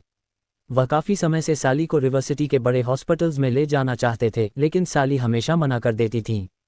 असल में साली सिर्फ खर्च कम रखना चाहती थी। आखिरकार इस घर में सिर्फ यूसुफ ही कमाने वाले थे और मौजूदा खर्च पहले से ही काफ़ी ज़्यादा थे। साली थोड़ी देर बाद जाग गईं। साहिल तुरंत उनके पास पहुंचा। आंट साली, आप कैसी महसूस कर रही हैं? साहिल, तुम यहाँ क्यों हो? साली ने पूछा। आंट साली, इतनी बड़ी बात हो गई और मैं वापस ना आऊँ, ऐसा कैसे हो सकता है? साहिल ने जवाब दिया, यह कोई बड़ी बात नहीं है। मेरी पीठ तो वैसे ही कमज़ोर रहती है, कुछ दिनों में ठीक हो जाऊंगी। आंट साली, आपको बॉबी से कॉम्पनसेशन मांगने जाने की ज़रूरत क्यों पड़ी? क्या आप नहीं जानती कि वह किस तरह का इंसान है? लेकिन तुम्हारे पेरेंट्स ने वह पैसा तुम्हारे लिए छोड़ा था। तुम यूनिवर्सिटी से ग्रेजुएट होने वाले हो और शादी की प्लानिंग के लिए तुम्हें उस पैसे की ज़रूरत होगी। मुझे वह तुम्हारे लिए वापस लेना ही था। ऊपर से हमारे पास उसके साइंड एग्रीमेंट भी है। ज़्यादा से ज़्यादा क्या होगा, हम उस पर सूट फाइल कर देंगे। साली ने जवाब दिया, ठीक है, ये सब बाद में बात करेंगे, अभी सबसे ज़रूरी है आपकी पीठ का इलाज।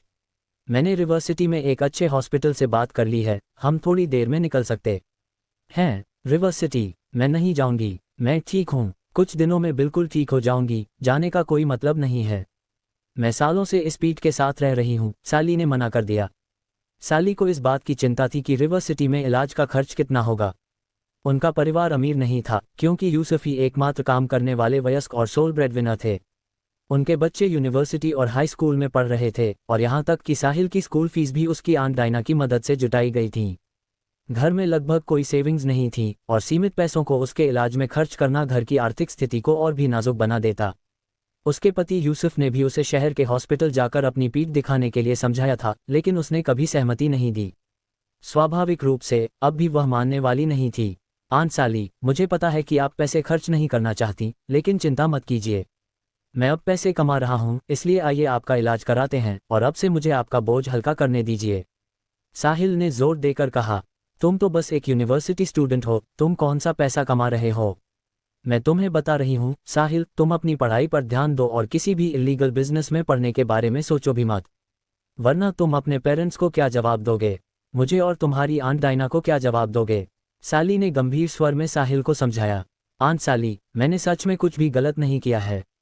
क्या आप मुझे नहीं जानती? आपने ही तो मुझे बड़ा होते देखा है। साहिल ने फीकी मुस्कान के साथ जवाब दिया। पहले उसने अपनी दौलत आंट साली से इसलिए छिपा कर रखी थी क्योंकि वह नहीं चाहता था कि वह ज्यादा सोचें। उसकी मूल योजना थी कि लिली धीरे धीरे उसके अमीर होने की बात बताए, लेकिन उसे उम्मीद नहीं थी कि वह अपनी मॉम को बताने से इतनी डर जाएगी। अब उसके पास सच बताने के अलावा कोई और रास्ता नहीं बचा था। साली को उस पर भरोसा नहीं हुआ और साहिल कितना भी समझाए उसने रिवर सिटी जाकर इलाज कराने से साफ मना कर दिया। यूसुफ और लिली के समझाने पर भी उसका मन नहीं बदला। आखिरकार साहिल के पास आंट साली से यह कहने के अलावा कोई चारा नहीं बचा, मेरी का नीचे खड़ी है। अगर आपको मुझ पर भरोसा नहीं है तो क्यों ना हम नीचे जाकर देख लें। आखिरकार सबकी मदद से साली नीचे पहुंची और साहिल की बेंच जी क्लास देखी। बेंच जी वैगन को देखकर साली, यूसुफ और जेसी की आंखें हैरानी से फैल गईं। वे इतने शॉक थे कि कुछ कह ही नहीं पाए।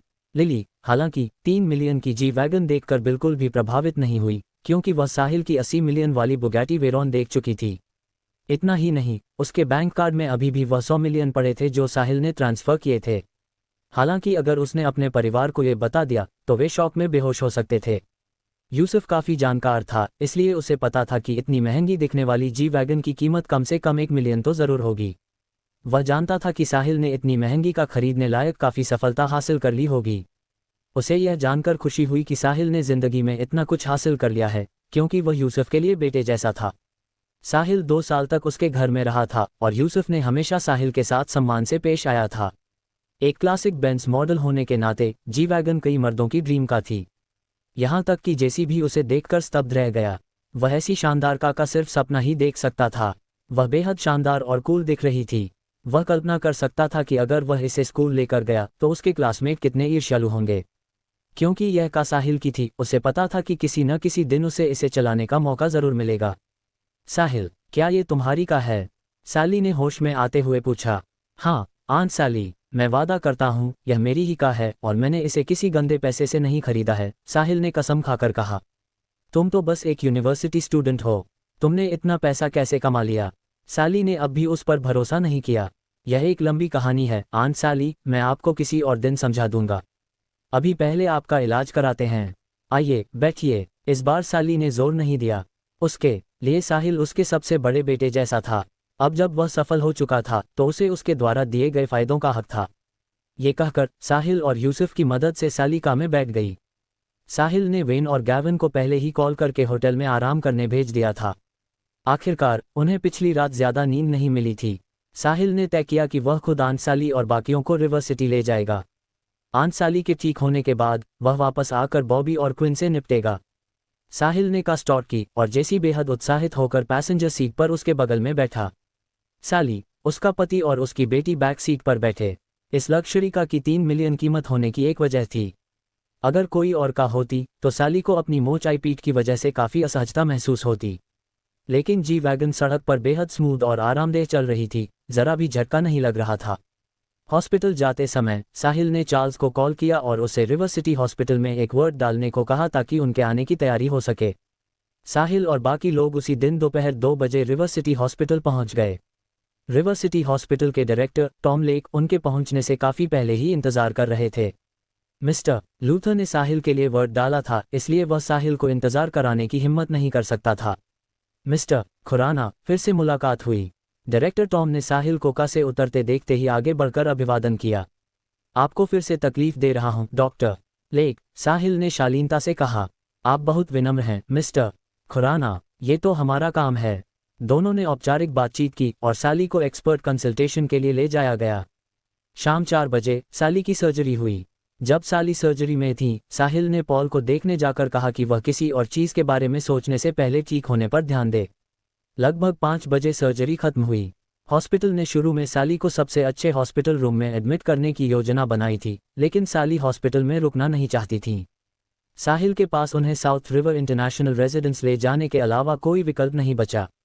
अमीलिया अब तक घर चली गई होगी, है न? अगर वह अब भी वहां हुई तो यह एक बहुत बड़ी गलतफहमी हो जाएगी। शुक्र है, जब वे साउथ रिवर इंटरनेशनल रेजिडेंस पहुंचे तब तक अमीलिया जा चुकी थी। साहिल ने राहत की एक लंबी सांस ली। उसने गोल्डन लीफ होटल को फिर कॉल किया और उनसे साउथ रिवर इंटरनेशनल रेजिडेंस खाना भिजवाने को कहा, क्योंकि आंसाली अभी भी घायल थीं और ज़्यादा इधर उधर नहीं चल सकती थीं। गोल्डन लीफ होटल एक 8 स्टार होटल था और डिलीवरीज नहीं करता था, लेकिन क्योंकि यह चेयरमैन का अनुरोध था, इसलिए होटल के पास डिलीवरी करने के अलावा कोई विकल्प नहीं था अगर वे नौकरी से निकाले जाना नहीं चाहते थे। जब साली और उसका परिवार साउथ रिवर इंटरनेशनल रेजिडेंस में दाखिल हुए तो वे हैरान रह गए। उन्हें समझ नहीं आ रहा था कि साहिल जैसा थर्ड ईयर यूनिवर्सिटी स्टूडेंट इतनी महंगी हाउसिंग कैसे अफोर्ड कर सकता है। वे कल्पना भी नहीं कर पा रहे थे कि रिवर सिटी में ऐसा घर कितने का होगा। उन्हें नहीं पता था कि यह कुछ मिलियन का होगा या उससे 10 गुना ज़्यादा। उन्होंने कभी सपने में भी नहीं सोचा था कि एक दिन वे इतने लग्जूरियस घर में रहेंगे। जेसी खुशी से उछल रहा था। उसने साहिल के घर को अपना ही घर मान लिया, क्योंकि वह साहिल के साथ 2 साल तक एक ही कमरे में रहा था। वह सीधे ऊपर स्विमिंग पूल में कूद गया और वहीं नहाने लगा। आंट साली, अंकल यूसुफ, आप यहाँ आराम से रहिए और ठीक होइए। इसे अपना ही घर समझिए, साहिल ने कहा। साहिल, क्या ये तुम्हारा घर है? साली ने पूछा। मुझे सच बताओ, तुम्हें इतना पैसा कहाँ से मिला? मैंने ये पैसा अपने क्लासमेट के साथ शुरू किए गए एक बिजनेस से कमाया है, साहिल ने जवाब दिया। सच में? आपको मुझ पर भरोसा करना होगा, आंट साली। मैंने सच में कुछ भी इल्लीगल नहीं किया है, साहिल ने झुंझलाकर कहा। लेकिन साली फिर कुछ कहना चाहती थी, तभी यूसुफ ने बीच में रोक दिया। बस करो, साहिल अब बच्चा नहीं रहा।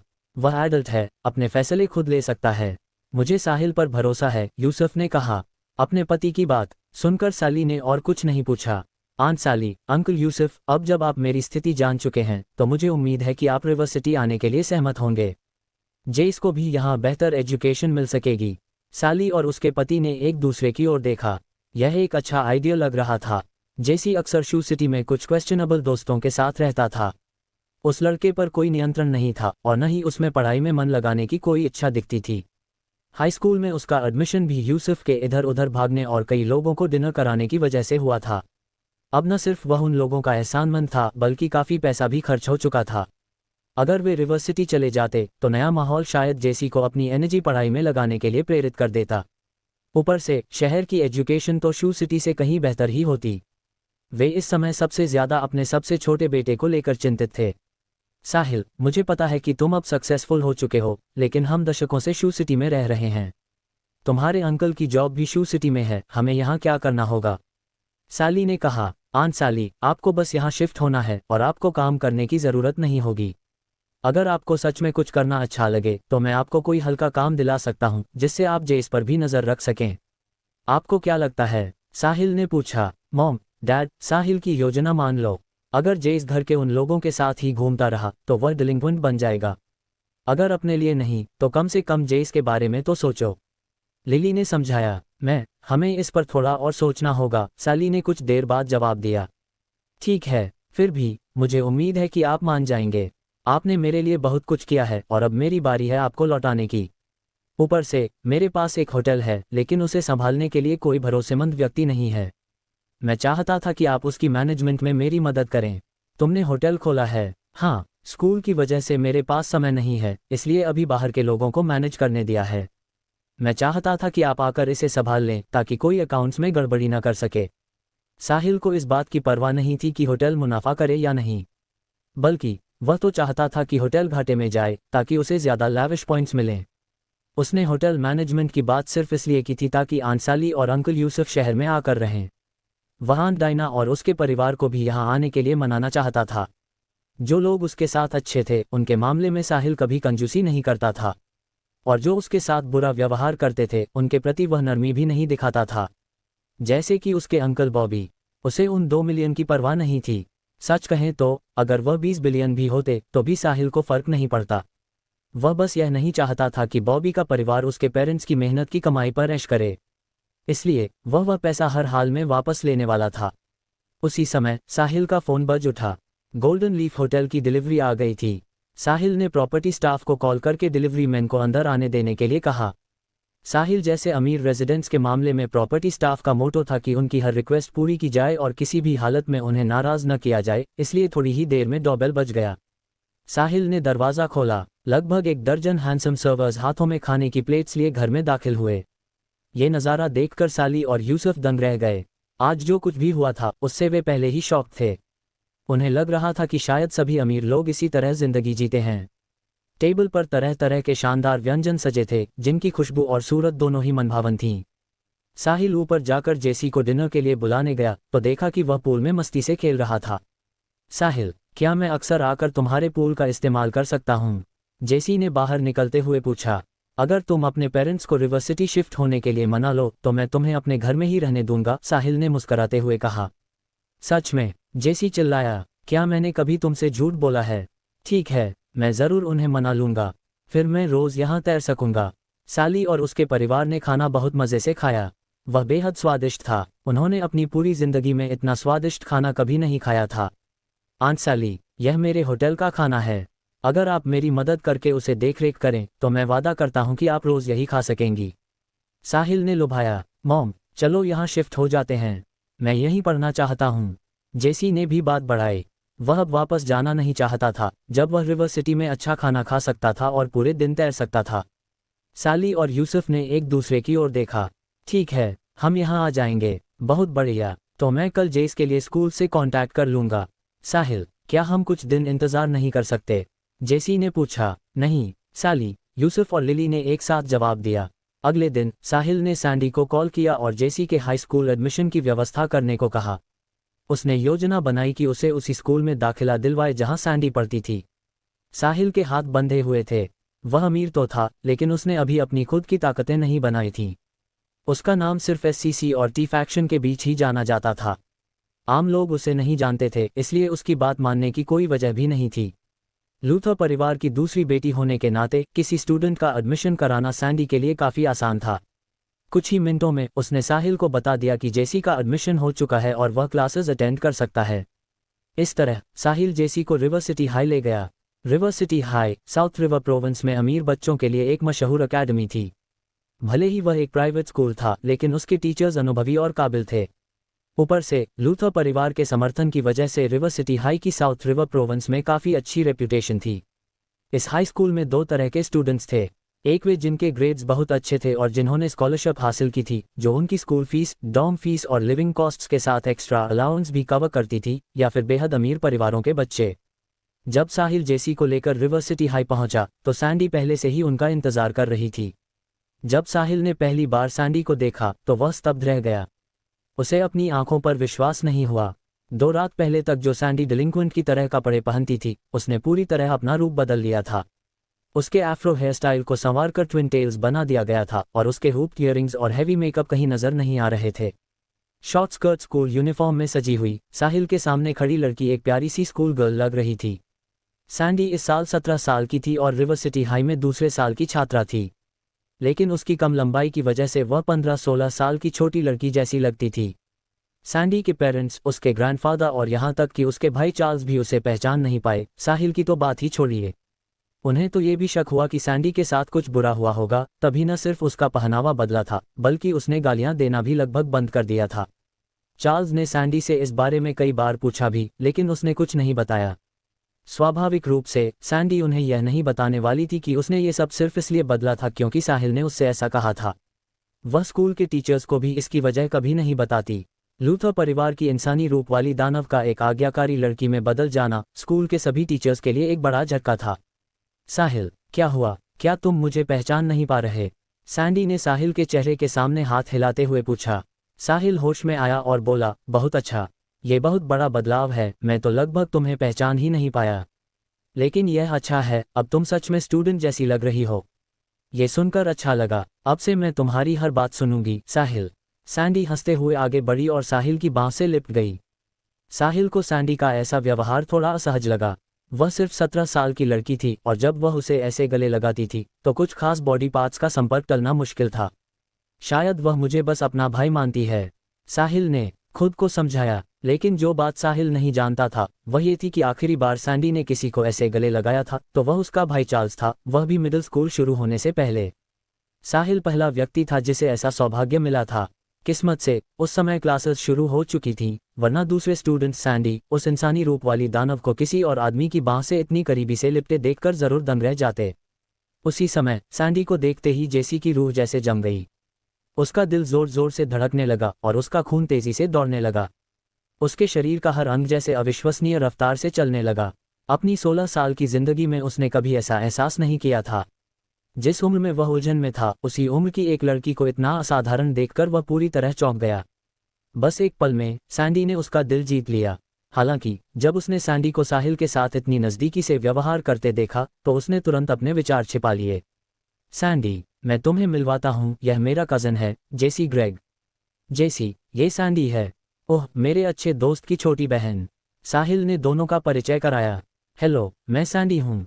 सैंडी ने साहिल की बाह में एक हाथ डाले रखा और दूसरे हाथ से जेसी की ओर हाथ बढ़ाते हुए अपना परिचय दिया।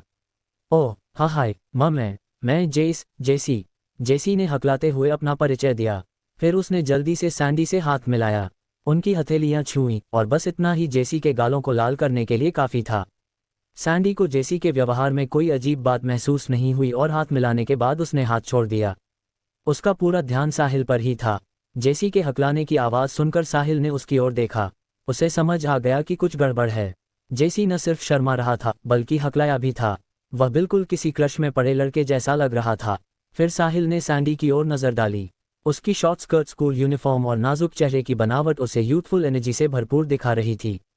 ये 2 रात पहले फुलर गोल्डन सैंड्स में देखी गई सैंडी से बिल्कुल अलग थी। निस्संदेह उसकी यह सूरत जेसी जैसे प्यूबर्टी के उलझन भरे दौर से गुजर रहे लड़कों के लिए बेहद आकर्षक थी। साहिल ने तय किया कि वह किसी समय उस लड़के से बात करेगा। आखिरकार सैंडी पर क्रश करना कोई आसान बात नहीं थी।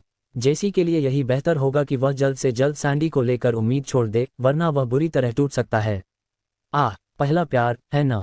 साहिल का पहला प्यार, जिसे उसने 4 साल तक संजो कर रखा था, उसे उसके अपने ही खून के तालाब में छोड़ गया था। मैंने स्कूल में बात कर दी है साहिल। बस अपने कज़न को एडमिनिस्ट्रेशन डेस्क पर ले जाओ और उसका एडमिशन हो जाएगा, सैंडी ने कहा। धन्यवाद सैंडी, साहिल ने विनम्रता से कहा।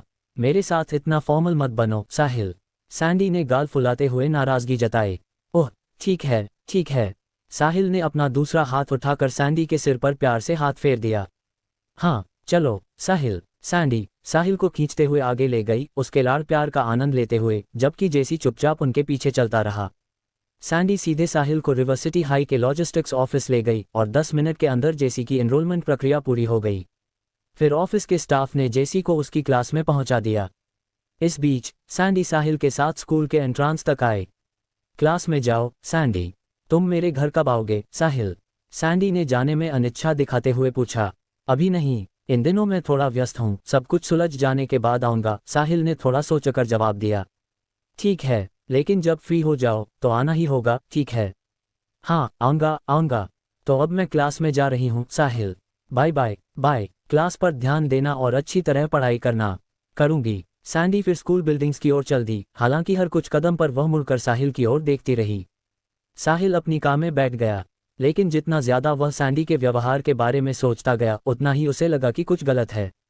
ऐसा तो नहीं हो सकता कि उसे मुझ पर क्रश हो गया हो, है न? शायद हो भी सकता है, वरना उसने मेरे कहने पर अपना रूप तुरंत क्यों बदला? अपने परिवार के कहने पर तो उसने ऐसा नहीं किया। अब मुझे क्या करना चाहिए? मतलब हाँ, मुझे पता है मैं हैंडसम हूँ, स्ट्रॉन्ग हूँ, वेल्थी और सक्सेसफुल भी हूँ। शायद उसे तब बचाने की वजह से, जब वह बेहद खतरे में थी और पूरी तरह निराश थी, मैंने उस पर गहरी छाप छोड़ दी। यह एहसास कुछ समय बाद अपने आप चला जाएगा, है न? इसी सोच के साथ साहिल ने तय किया कि वह आगे से सैंडी के साथ कांटेक्ट कम कर देगा। कैपिटल सिटी, एक शांत कोर्टयार्ड के अंदर, एक बूढ़ा आदमी और एक युवा आदमी शतरंज खेल रहे थे। बूढ़ा आदमी लगभग 70 या 80 साल का लग रहा था। अपनी उम्र और चांदी जैसे सफ़ेद बालों के बावजूद उसका चेहरा अब भी जवान सा दिखता था और वह ऊर्जा से भरपूर था। वह कुछ ट्रांसेंडेंटल या अथेरियल सा लग रहा था, उसमें उम्र बढ़ने के कोई लक्षण नहीं दिख रहे थे। युवा आदमी उससे छोटा था, हालांकि वह कम से कम 30 साल का तो होगा ही। बहुत युवा नहीं, लेकिन फिर भी छोटा। तुम शतरंज में दिन ब दिन बेहतर होते जा रहे हो स्टैन, बूढ़े आदमी ने प्रसन्नता से कहा। फिर भी आप जितना अच्छा नहीं खेल पाता मिस्टर जे, स्टैन ने विनम्रता से उत्तर दिया। वह युवा आदमी स्टैन वॉर्नर था, कैपिटल सिटी की टी फैक्शन के टीएस में से एक। स्टैन वॉर्नर न केवल युवा पीढ़ी में बल्कि बुजुर्ग पीढ़ी के बीच भी काफ़ी प्रसिद्ध था। स्टैन, शतरंज जिंदगी की तरह है। कब सही चाल चलनी है, ये जानना ज़रूरी होता है। जब एक कदम आगे बढ़ने का समय हो तो आगे बढ़ो, और जब एक कदम पीछे हटने का समय हो तो पीछे हटो। चाल चलनी हो तो चलनी ही चाहिए। लेकिन हाल ही में मैंने देखा है कि तुम हिचकिचा रहे हो, बूढ़े आदमी ने कहा। आप सही कह रहे हैं मिस्टर जे, मैं हाल ही में थोड़ा उलझन में रहा हूँ। वह इसलिए है क्योंकि तुम तीनों ने जो 10 साल का पैक्ट किया था वह अब खत्म होने वाला है ना? लववुड्स की छोटी लड़की आखिरकार 10 साल बाद वापस आ रही है। मिस्टर जे, मेरे भाई और मैं पहले बहुत करीबी थे, लेकिन एक लड़की की वजह से हमारे बीच दरार आ गई। हालत इतनी खराब हो गई कि अब हम बात भी नहीं करते। मैं अक्सर सोचता हूँ कि क्या मुझे कुछ अलग करना चाहिए था। अंदर बाहर से सुंदर एक डैम्सल और गुणों से भरपूर एक जेंटलमैन, दोनों एक दूसरे के लिए ही होते हैं। जैसा कि कहा जाता है, राजा भी अपनी सुंदर प्रेमिका के लिए अपनी सुबह की बैठकों को छोड़ देता है। और वैसे भी वह लववुड लड़की सच में एक बेहतरीन महिला है। तुम्हें ज्यादा चिंता नहीं करनी चाहिए, बस अपने दिल की सुनो। हाँ बिल्कुल मिस्टर जे, मैं ये याद रखूंगा। उसी समय स्टैन का फोन बज उठा। जैकरी का कॉल था, जो उससे मिलना चाहता था। जैकरी नॉर्थ रिवर प्रोविंस में कुछ काम निपटाने के बाद अभी अभी कैपिटल सिटी लौटा था। स्टैन ने रिवर सिटी में जैकरी ने जो किया था उसके बारे में सुना था, लेकिन वे सब सिर्फ अफवाहें थीं और जैकरी से खुद सुनने से बेहतर कुछ नहीं था। चूंकि जैकरी नॉर्थ रिवर की यात्रा से लौट चुका था, स्टैन भी जानना चाहता था कि रिवर सिटी में उसके साथ असल में क्या हुआ था। लरेन से जुड़ा 10 साल का पैक्ट खत्म होने वाला था, इसलिए एससीसी में अचानक उभरे उस शक्तिशाली व्यक्ति पर नजर रखना स्वाभाविक ही था। उन्होंने अपने तयशुदा स्थान द ग्रेट वॉल क्लब में मिलने का फैसला किया। The great wall club capital city के शीर्ष 3 क्लब्स में से एक था और वहां कैपिटल सिटी के सभी मशहूर लोग इकट्ठा होते थे, साथ ही वह टी फैक्शन का हेडक्वार्टर्स भी था। मिस्टर जे, मुझे अभी कुछ काम है, इसलिए मुझे जाना होगा। अगली बार फिर आपसे मिलने आऊंगा। ठीक है, जाओ। अब तुम्हारे जैसे युवाओं का समय है अपने भविष्य के पीछे जाने का। मेरे जैसे बूढ़े आदमी पर समय बर्बाद करने की जरूरत नहीं। जब stand the great wall club पहुंचा तो उसे देखने वाला हर व्यक्ति सिर हिलाकर उसका अभिवादन करने लगा। जब उसने टॉप फ्लोर के प्राइवेट रूम का दरवाजा खोला तो उसने देखा कि जैकरी पहले से ही अंदर इंतजार कर रहा था। टी मैन, स्टैन को आते देख जैकरी उठा और उसका स्वागत किया। जैकरी, मुझे सब कुछ बताओ, स्टैन ने बैठते ही कहा। टी मैन, मैं नॉर्थ रिवर प्रोविंस बिजनेस के लिए गया था और रिवर सिटी में हावर्ड से लूना के बारे में पूछने और उससे मिलने भी गया था, लेकिन चार्ल्स को इस बारे में पता चल गया। जैकरी ने रिवर सिटी में जो कुछ भी हुआ था वह सब एक एक विवरण के साथ स्टैन को बताया। क्या तुम कह रहे हो कि साहिल के पास कोई ऐसा व्यक्ति है जो मैक से लड़ सकता है और वह खुद भी बेहद शक्तिशाली है? हाँ, उसने मेरी तलवार को 2 उंगलियों से पकड़ा और उंगलियां चटकाते ही उसे तोड़ दिया। मैक ने मुझसे कहा कि वह खुद भी ऐसा नहीं कर सकता। मैक को शक है कि वह कम से कम पीक टाइगर रैंकर है, या शायद उससे भी ऊपर। क्रश, स्टैन के हाथ में पकड़ा हुआ कप चूर चूर हो गया। वह पीक टाइगर रैंकर है या उससे भी ऊपर? बेशक, स्टैन जानता था कि इसका क्या मतलब है। जैकरी के अनुसार साहिल की प्रतिभा ऐसी थी कि वह 20-22 साल की उम्र में इस स्तर तक पहुंच गया, जो बेहद दुर्लभ था। अगर ऐसा था तो इसका मतलब था कि साहिल निश्चित रूप से किसी हिडन एरिस्टोक्रेटिक फैमिली का हेir था, और शायद वह फर्स्ट हेir भी था। 10 साल के पैक्ट के आखिरी पल में क्लिंटन को इतना शक्तिशाली सहायक कैसे मिल गया? River city. जेसी को रिवर सिटी हाई स्कूल भेजने के बाद साहिल गोल्डन लीफ होटल गया। उसके बाद उसने शू सिटी में मौजूद वेन और गैविन को कॉल करके खुद लौट आने को कहा।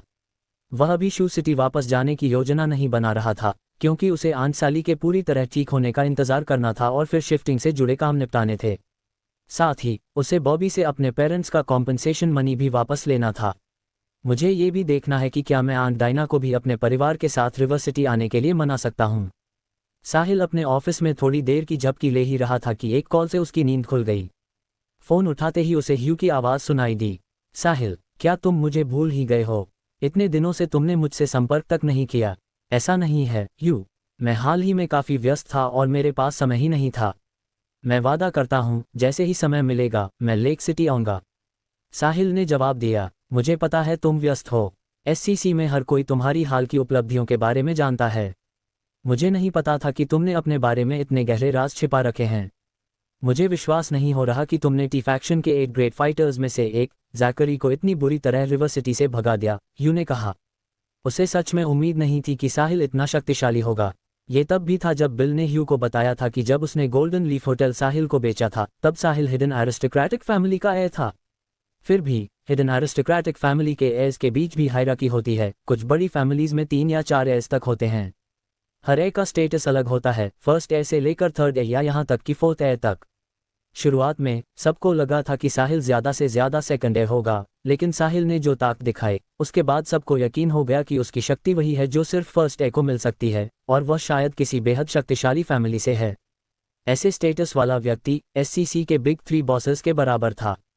यू को ये जानकर भी बेहद खुशी हुई कि उसने साहिल के साथ अच्छा रिश्ता बनाए रखा। अब जब उसने साहिल की काबिलियत देखी तो उसे यकीन हो गया कि साहिल को एससीसी में शामिल कराना उसका एक बेहद समझदारी भरा फैसला था। साहिल की उपलब्धियों के सामने आने के बाद उसे बॉस की स्वीकृति मिली, जो ग्रीन संभालने से पहले आखिरी कड़ी थी। ओह, आप मुझे बड़ा चढ़ाकर कह रहे हैं यू, साहिल ने विनम्रता से कहा। मैं बड़ा चढ़ाकर नहीं कह रहा। एससीसी में ऐसे बहुत कम लोग हैं जो जैकरी का सामना कर सकें और उसे नॉर्थ वापस पूंछ दबाकर भगा दें। ओह हाँ, क्या तुम अभी रिवर सिटी में हो? कोई है जो तुमसे मिलना चाहता है? कौन? साहिल ने पूछा। आकर खुद पता लगा लो। ठीक है, वैसे भी मैं रिवर सिटी में ही रहूंगा। जब मिलने का समय तय होगा तो मैं फिर संपर्क करूंगा। साहिल ने फोन काट दिया और गहरी सोच में डूब गया। अब जब लोग उसकी असली काबिलियत देख रहे थे तो वह भी बड़े नामों से मिलने लगा था। फिर भी उसे लग रहा था कि वह अभी पर्याप्त शक्तिशाली नहीं है, न ही उसका प्रभाव काफ़ी है। उसे पता था कि उसे ज़्यादा पैसा खर्च करने का तरीका ढूंढना होगा। मिस पर्ल ने अब तक कोई कदम क्यों नहीं उठाया? वह काफ़ी समय से वहाँ है। क्या उसे पैसे खर्च करना नहीं आता? साहिल ने कभी नहीं सोचा था कि एक दिन उसे पैसा खर्च करने में परेशानी होगी। दोपहर में साहिल ने साउथ रिवर इंटरनेशनल रेजिडेंस की सेल्सवुमन जेनी से संपर्क किया। उसने उससे पूछा कि क्या साउथ रिवर इंटरनेशनल रेजिडेंस में अभी भी कोई यूनिट्स बचे हैं। वह आंट साली के लिए एक और आंट डायना के लिए एक यूनिट खरीदना चाहता था, फिर उन्हें गोल्डन लीफ होटल में काम दिलवाना चाहता था। भले ही उनके पास कोई स्किल्स न हो, एक आसान जॉब और सालाना कुछ लाख से लेकर 1 मिलियन तक देना काफ़ी होता ताकि वे रिवर सिटी में जम सकें। बेशक जेनी बेहद खुश हुई। कुछ समय पहले ही साहिल से उसे लाखों की कमीशन मिली थी, इतनी बड़ी रकम की उसने कभी कल्पना भी नहीं की थी। और अब वह फिर से यहीं से एक और प्रॉपर्टी खरीद रहा है। वह तो कोई बड़ा आदमी है। क्या ज़बरदस्त अमीर आदमी है। साहिल जेनी के साथ सेल्स डिपार्टमेंट में जगह देखने गया। जब वह दोबारा आया तो उसने बाकी सेल्स लेडीज़ की कुछ दर्दनाक यादें ताज़ा कर दीं। उन्हें याद था कि कैसे साहिल शोरूम के लॉबी में कुछ मिनट खड़ा रहा और किसी ने उसकी सेवा नहीं की। इसके बजाय नई लड़की जेनी आगे बढ़ी और सारा फ़ायदा उठा ले गई। उसने लाखों की कमीशन कमा ली। ये सोचकर ही वे इतनी टूट गईं कि सांस लेना मुश्किल हो गया। इस बार जैसे ही उन्होंने साहिल को देखा वे सब उसे घेरने के लिए दौड़ पड़ीं। सर, मैं आपकी क्या मदद कर सकती हूँ? सर, क्या आप घर खरीदना चाहते हैं? मैं कभी भी आपको देखने ले जा सकती हूँ। सर, यह मेरा कार्ड है। अगर आपको किसी भी चीज़ की ज़रूरत हो तो कभी भी संपर्क कीजिए। ओह, माफ़ कीजिए गर्ल्स, मैंने पहले ही मिस जेनी के साथ अपॉइंटमेंट लिया हुआ है, साहिल ने जवाब देते हुए भीड़ से निकलते हुए कहा। उसी समय जेनी चाबियों के साथ उसके पास आ गई। मिस्टर खुराना, चाबियां मिल गई हैं, हम अब जगह देखने जा सकते हैं। कृपया आगे चलिए। दोनों साथ चले गए। शोरूम में मौजूद सभी लोग फिर से बातें करने लगे। मुझे यकीन है वह नई लड़की जेनी उसके साथ सो रही होगी, है ना? वरना वह उससे फिर से इतनी महंगी जगह क्यों खरीदता? ये लड़की खुद को कितनी इनोसेंट दिखाती है, लेकिन असल में तो पूरी छोटी स्लट है। छी! फिर भी उनकी आवाज़ों में ईर्ष्या और जलन साफ झलक रही थी। ब्लॉक 1 में अब कोई यूनिट नहीं बची थी, इसलिए साहिल ने यूं ही ब्लॉक 2 और ब्लॉक 3 में एक समान यूनिट देखी और लगभग 100 मिलियन की कीमत वाली दोनों खरीद लीं। शोरूम वापस आकर साहिल ने 10% डिपॉजिट देकर जेनी से कहा कि वह थोड़ी देर बाद आकर बाकी प्रक्रियाएं पूरी करेगा। और 200 मिलियन की और सेल्स हो गईं। पिछली बार की 400 मिलियन के साथ मिलाकर सिर्फ साहिल से जेनी ने कुल 6 मिलियन की कमीशन कमा ली थी। मैनेजर तक उसके आंकड़ों से जल रहा था, बाकी सेल्स कोवर्कर्स की तो बात ही क्या। सेल्स के कुछ लोग पछतावे में खुद को कोस रहे थे।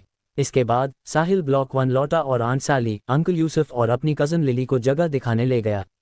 हालांकि आंट साली की ऑपरेशन को सिर्फ एक दिन ही हुआ था, लेकिन डॉक्टर ने कहा था कि यह माइनर प्रोसीजर है और उसे थोड़ा चलना फिरना चाहिए और वह लगभग 1 हफ्ते में ठीक हो जाएंगी।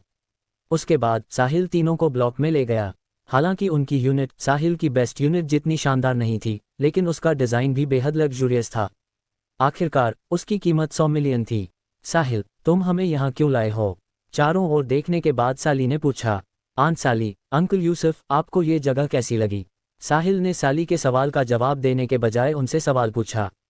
साहिल, ये जगह तो शानदार है, लेकिन हम इतनी महंगी जगह खरीद नहीं सकते, साली ने कहा। हालांकि उसे इसकी कीमत नहीं पता थी, लेकिन देखते ही समझ आ गया था कि यह सस्ती नहीं होगी।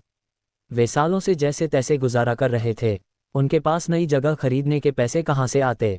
आंट साली, मैंने ये जगह पहले ही खरीद ली है, बस कानूनी प्रक्रियाएं पूरी नहीं हुई हैं। आपको बस अपनी आईडी कार्ड्स लानी है और कानूनी प्रक्रिया पूरी करनी है, फिर यह जगह आपकी हो जाएगी। साली और यूसुफ को विश्वास नहीं हो रहा था कि साहिल सच में उन्हें ये जगह देने वाला है। हालांकि जब साहिल उन्हें जगह दिखाने लाया था तभी उन्हें अंदाजा हो गया था, फिर भी जब ये सच में हुआ तो यह उनके लिए एक बड़ा झटका था। साली ने तुरंत कहा, क्या साहिल, तुमने मेहनत से पैसा कमाया है, हम ये जगह स्वीकार नहीं कर सकते। हाँ साहिल, ये जगह बहुत महंगी है, हम इसे नहीं ले सकते। यूसुफ ने भी कहा। लिली अकेली थी जो खिड़की के पास खड़ी होकर नज़ारे का आनंद ले रही थी। अब से यह जगह उसका नया घर होने वाली थी। उसने कभी सपने में भी नहीं सोचा था कि वह इतनी शानदार जगह में रहेगी। उसने मन ही मन सोचा, जब साहिल दे ही रहा है तो ले लेना चाहिए, मना करने का क्या फ़ायदा। वैसे भी वह हमारा मना करना स्वीकार नहीं करेगा, और वैसे भी वह अपने पेरेंट्स को अपने कार्ड में पड़े 100 मिलियन के बारे में बता भी नहीं पा रही थी। आंट साली, अंकल यूसुफ, कृपया इस तोहफे को मेरी कृतज्ञता के रूप में स्वीकार करें। अगर मैं उस समय आपके साथ न रहता और बॉबी के साथ ही रहता तो वह मुझे लगातार प्रताड़ित करता। कौन जानता है, शायद मैं एक विकृत इंसान बन गया होता। मुझे याद है जब मैं पहली बार आपके घर आया था तो मैं हमेशा अपने में ही रहता था और बेहद ठंडा लड़का था। आप लोगों ने ही मुझे परिवार का प्यार दिखाया जिसने धीरे धीरे मुझे आज का इंसान बनाया। अब जब मेरे पास साधन है तो मैं आपको कुछ लौटाना चाहता हूँ।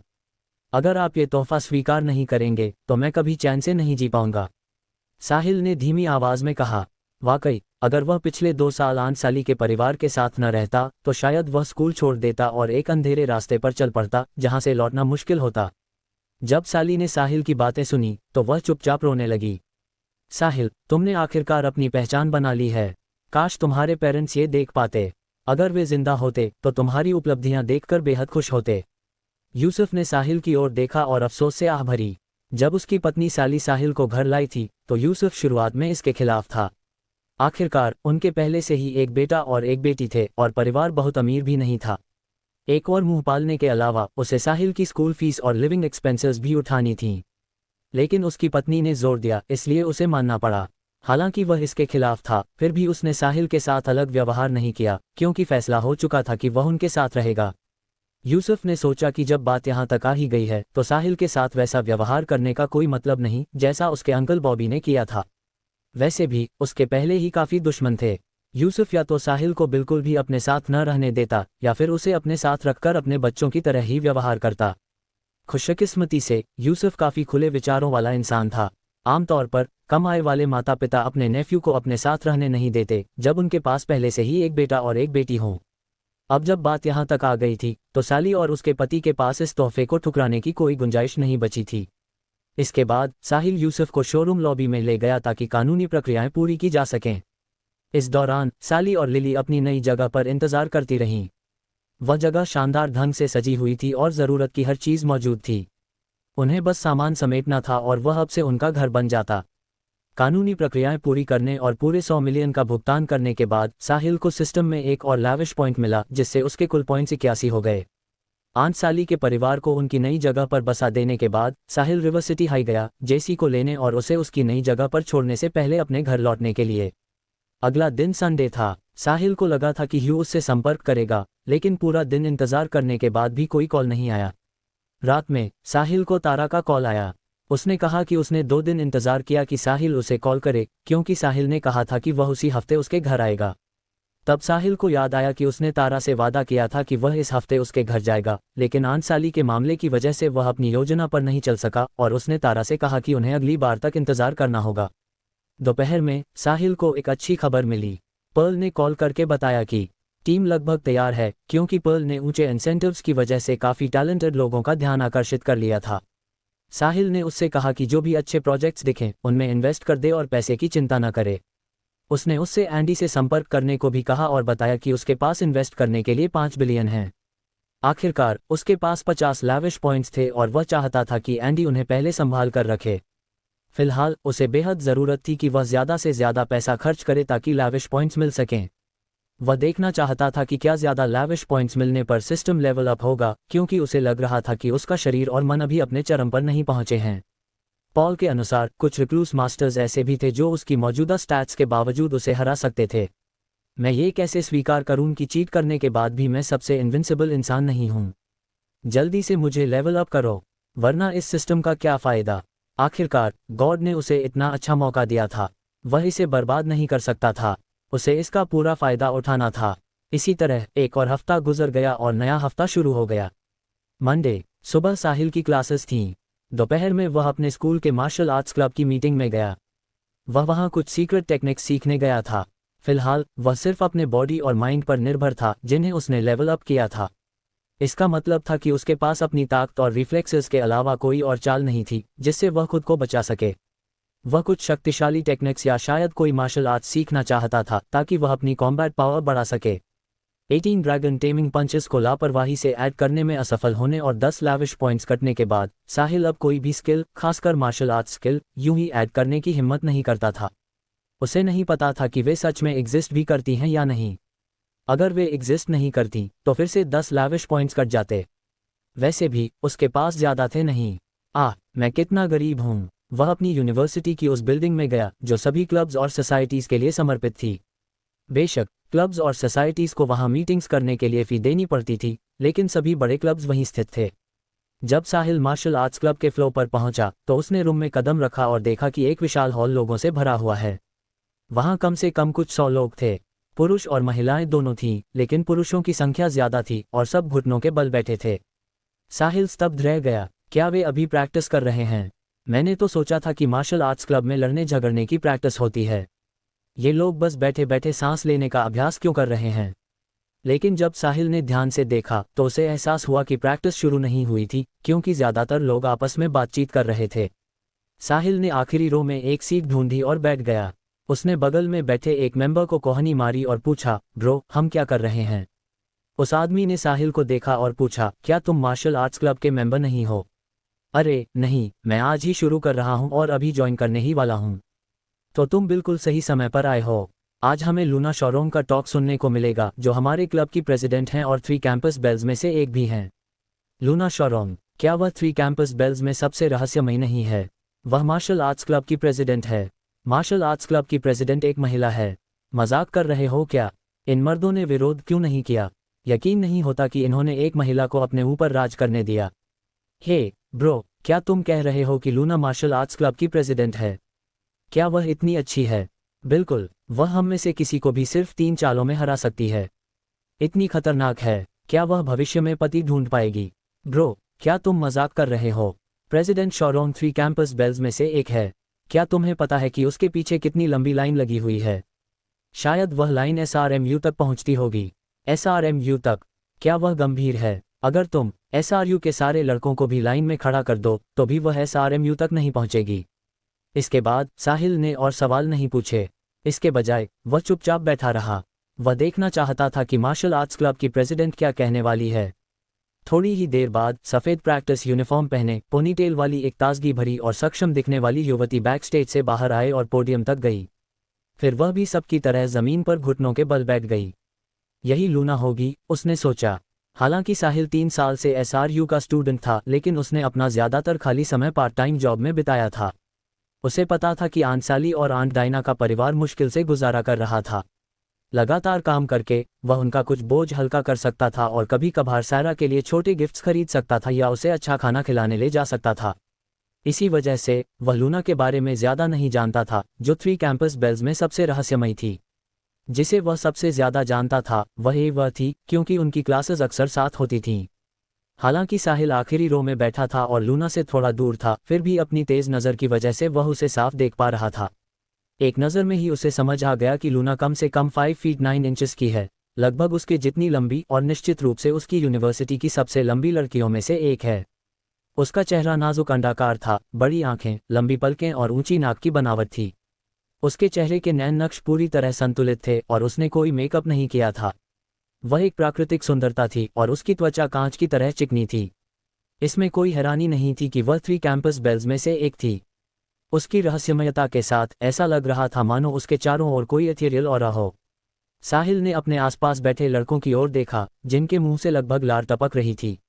उसे हैरानी हुई कि ये लोग मार्शल आर्ट्स सीखने आए हैं या लूना की खूबसूरती देखने। इसके बाद लूना ने पोडियम से बोलना शुरू किया। हेलो स्टूडेंट्स, उसकी आवाज़ साफ और स्पष्ट थी। हेलो प्रेसिडेंट, सैकड़ों लोगों ने एक साथ जवाब दिया। ये साहिल को चौंका गया। ऐसा लग रहा था जैसे वह किसी राष्ट्र के शासक का भाषण सुन रहा हो। आज मैं आप सबको ये बताने वाली हूँ कि मार्शल आर्ट्स क्या है। मार्शल आर्ट्स आपके शरीर को मजबूत बनाता है और आपकी आयु भी बढ़ाता है। मैंने 100 साल के आदमी को देखा है जो अब भी ऐसे चलता है जैसे उड़ रहा हो। यही वह लंबी उम्र है जो मार्शल आर्ट्स का अभ्यास आपके शरीर को देता है। मार्शल आर्ट्स में अच्छा बनने के लिए सबसे पहले अपने मन को साधना जरूरी है। अगर आप अपने मन को सही स्थिति में नहीं लाते तो मार्शल आर्ट्स में कुछ भी हासिल नहीं कर सकते। बेशक अगर आप मार्शल आर्ट्स में और आगे जाना चाहते हैं तो प्रतिभा सबसे महत्वपूर्ण चीज़ है। कुछ प्रतिभाशाली लोग सिर्फ 3 साल के अभ्यास में ऐसी ऊंचाइयों तक पहुंच सकते हैं जहां साधारण लोग पूरी जिंदगी में भी नहीं पहुंच पाते। मैं आप सबको हतोत्साहित नहीं कर रही हूं। भले ही आप कुछ हासिल न करें, कम से कम इससे आपका शरीर मजबूत होगा। मार्शल आर्ट्स की आत्मा है आक्रामकता को नियंत्रित करना बिना किसी को चोट पहुंचाए, और इसका अंतिम लक्ष्य है टकराव को सुलझाकर बीच का रास्ता निकालना। मार्शल आर्ट्स हिंसा नहीं है, नहीं सिर्फ मारने के लिए मारना और न ही सिर्फ लड़ने के लिए लड़ना, बल्कि इसका उद्देश्य किसी भी हत्या और लड़ाई को जल्दी रोकना, सभी प्राणियों की रक्षा करना और सिर्फ तब उपयोग करना जब कोई और रास्ता न बचे, दूसरों का ख्याल रखना, मार्शल आर्ट्स को अपने अस्तित्व का हिस्सा बनाना और एक ही सांस में स्वर्ग और धरती से जुड़ना है। इसके बाद वह और भी बहुत कुछ बोलती रही। साहिल को उसकी एक भी बात समझ नहीं आई। यह आखिर क्या बोल रही है? मैं यहाँ टेक्निक सीखने आया हूँ, लड़ना सीखने, स्टांसेस सीखने। मैं यहाँ ये सब सुनने नहीं आया कि तुम अपनी बढ़ाई करो और भाषण दो। इतना लंबा भाषण सुनने के बाद भी उसे कुछ भी व्यावहारिक सीखने को नहीं मिला। दोस्तों, अगर आपको यह वीडियो पसंद आई है तो वीडियो को लाइक करें और नेक्स्ट पार्ट के लिए कमेंट कर देना और नोवेल एडिट चैनल को सब्सक्राइब कर लेना। Thank you.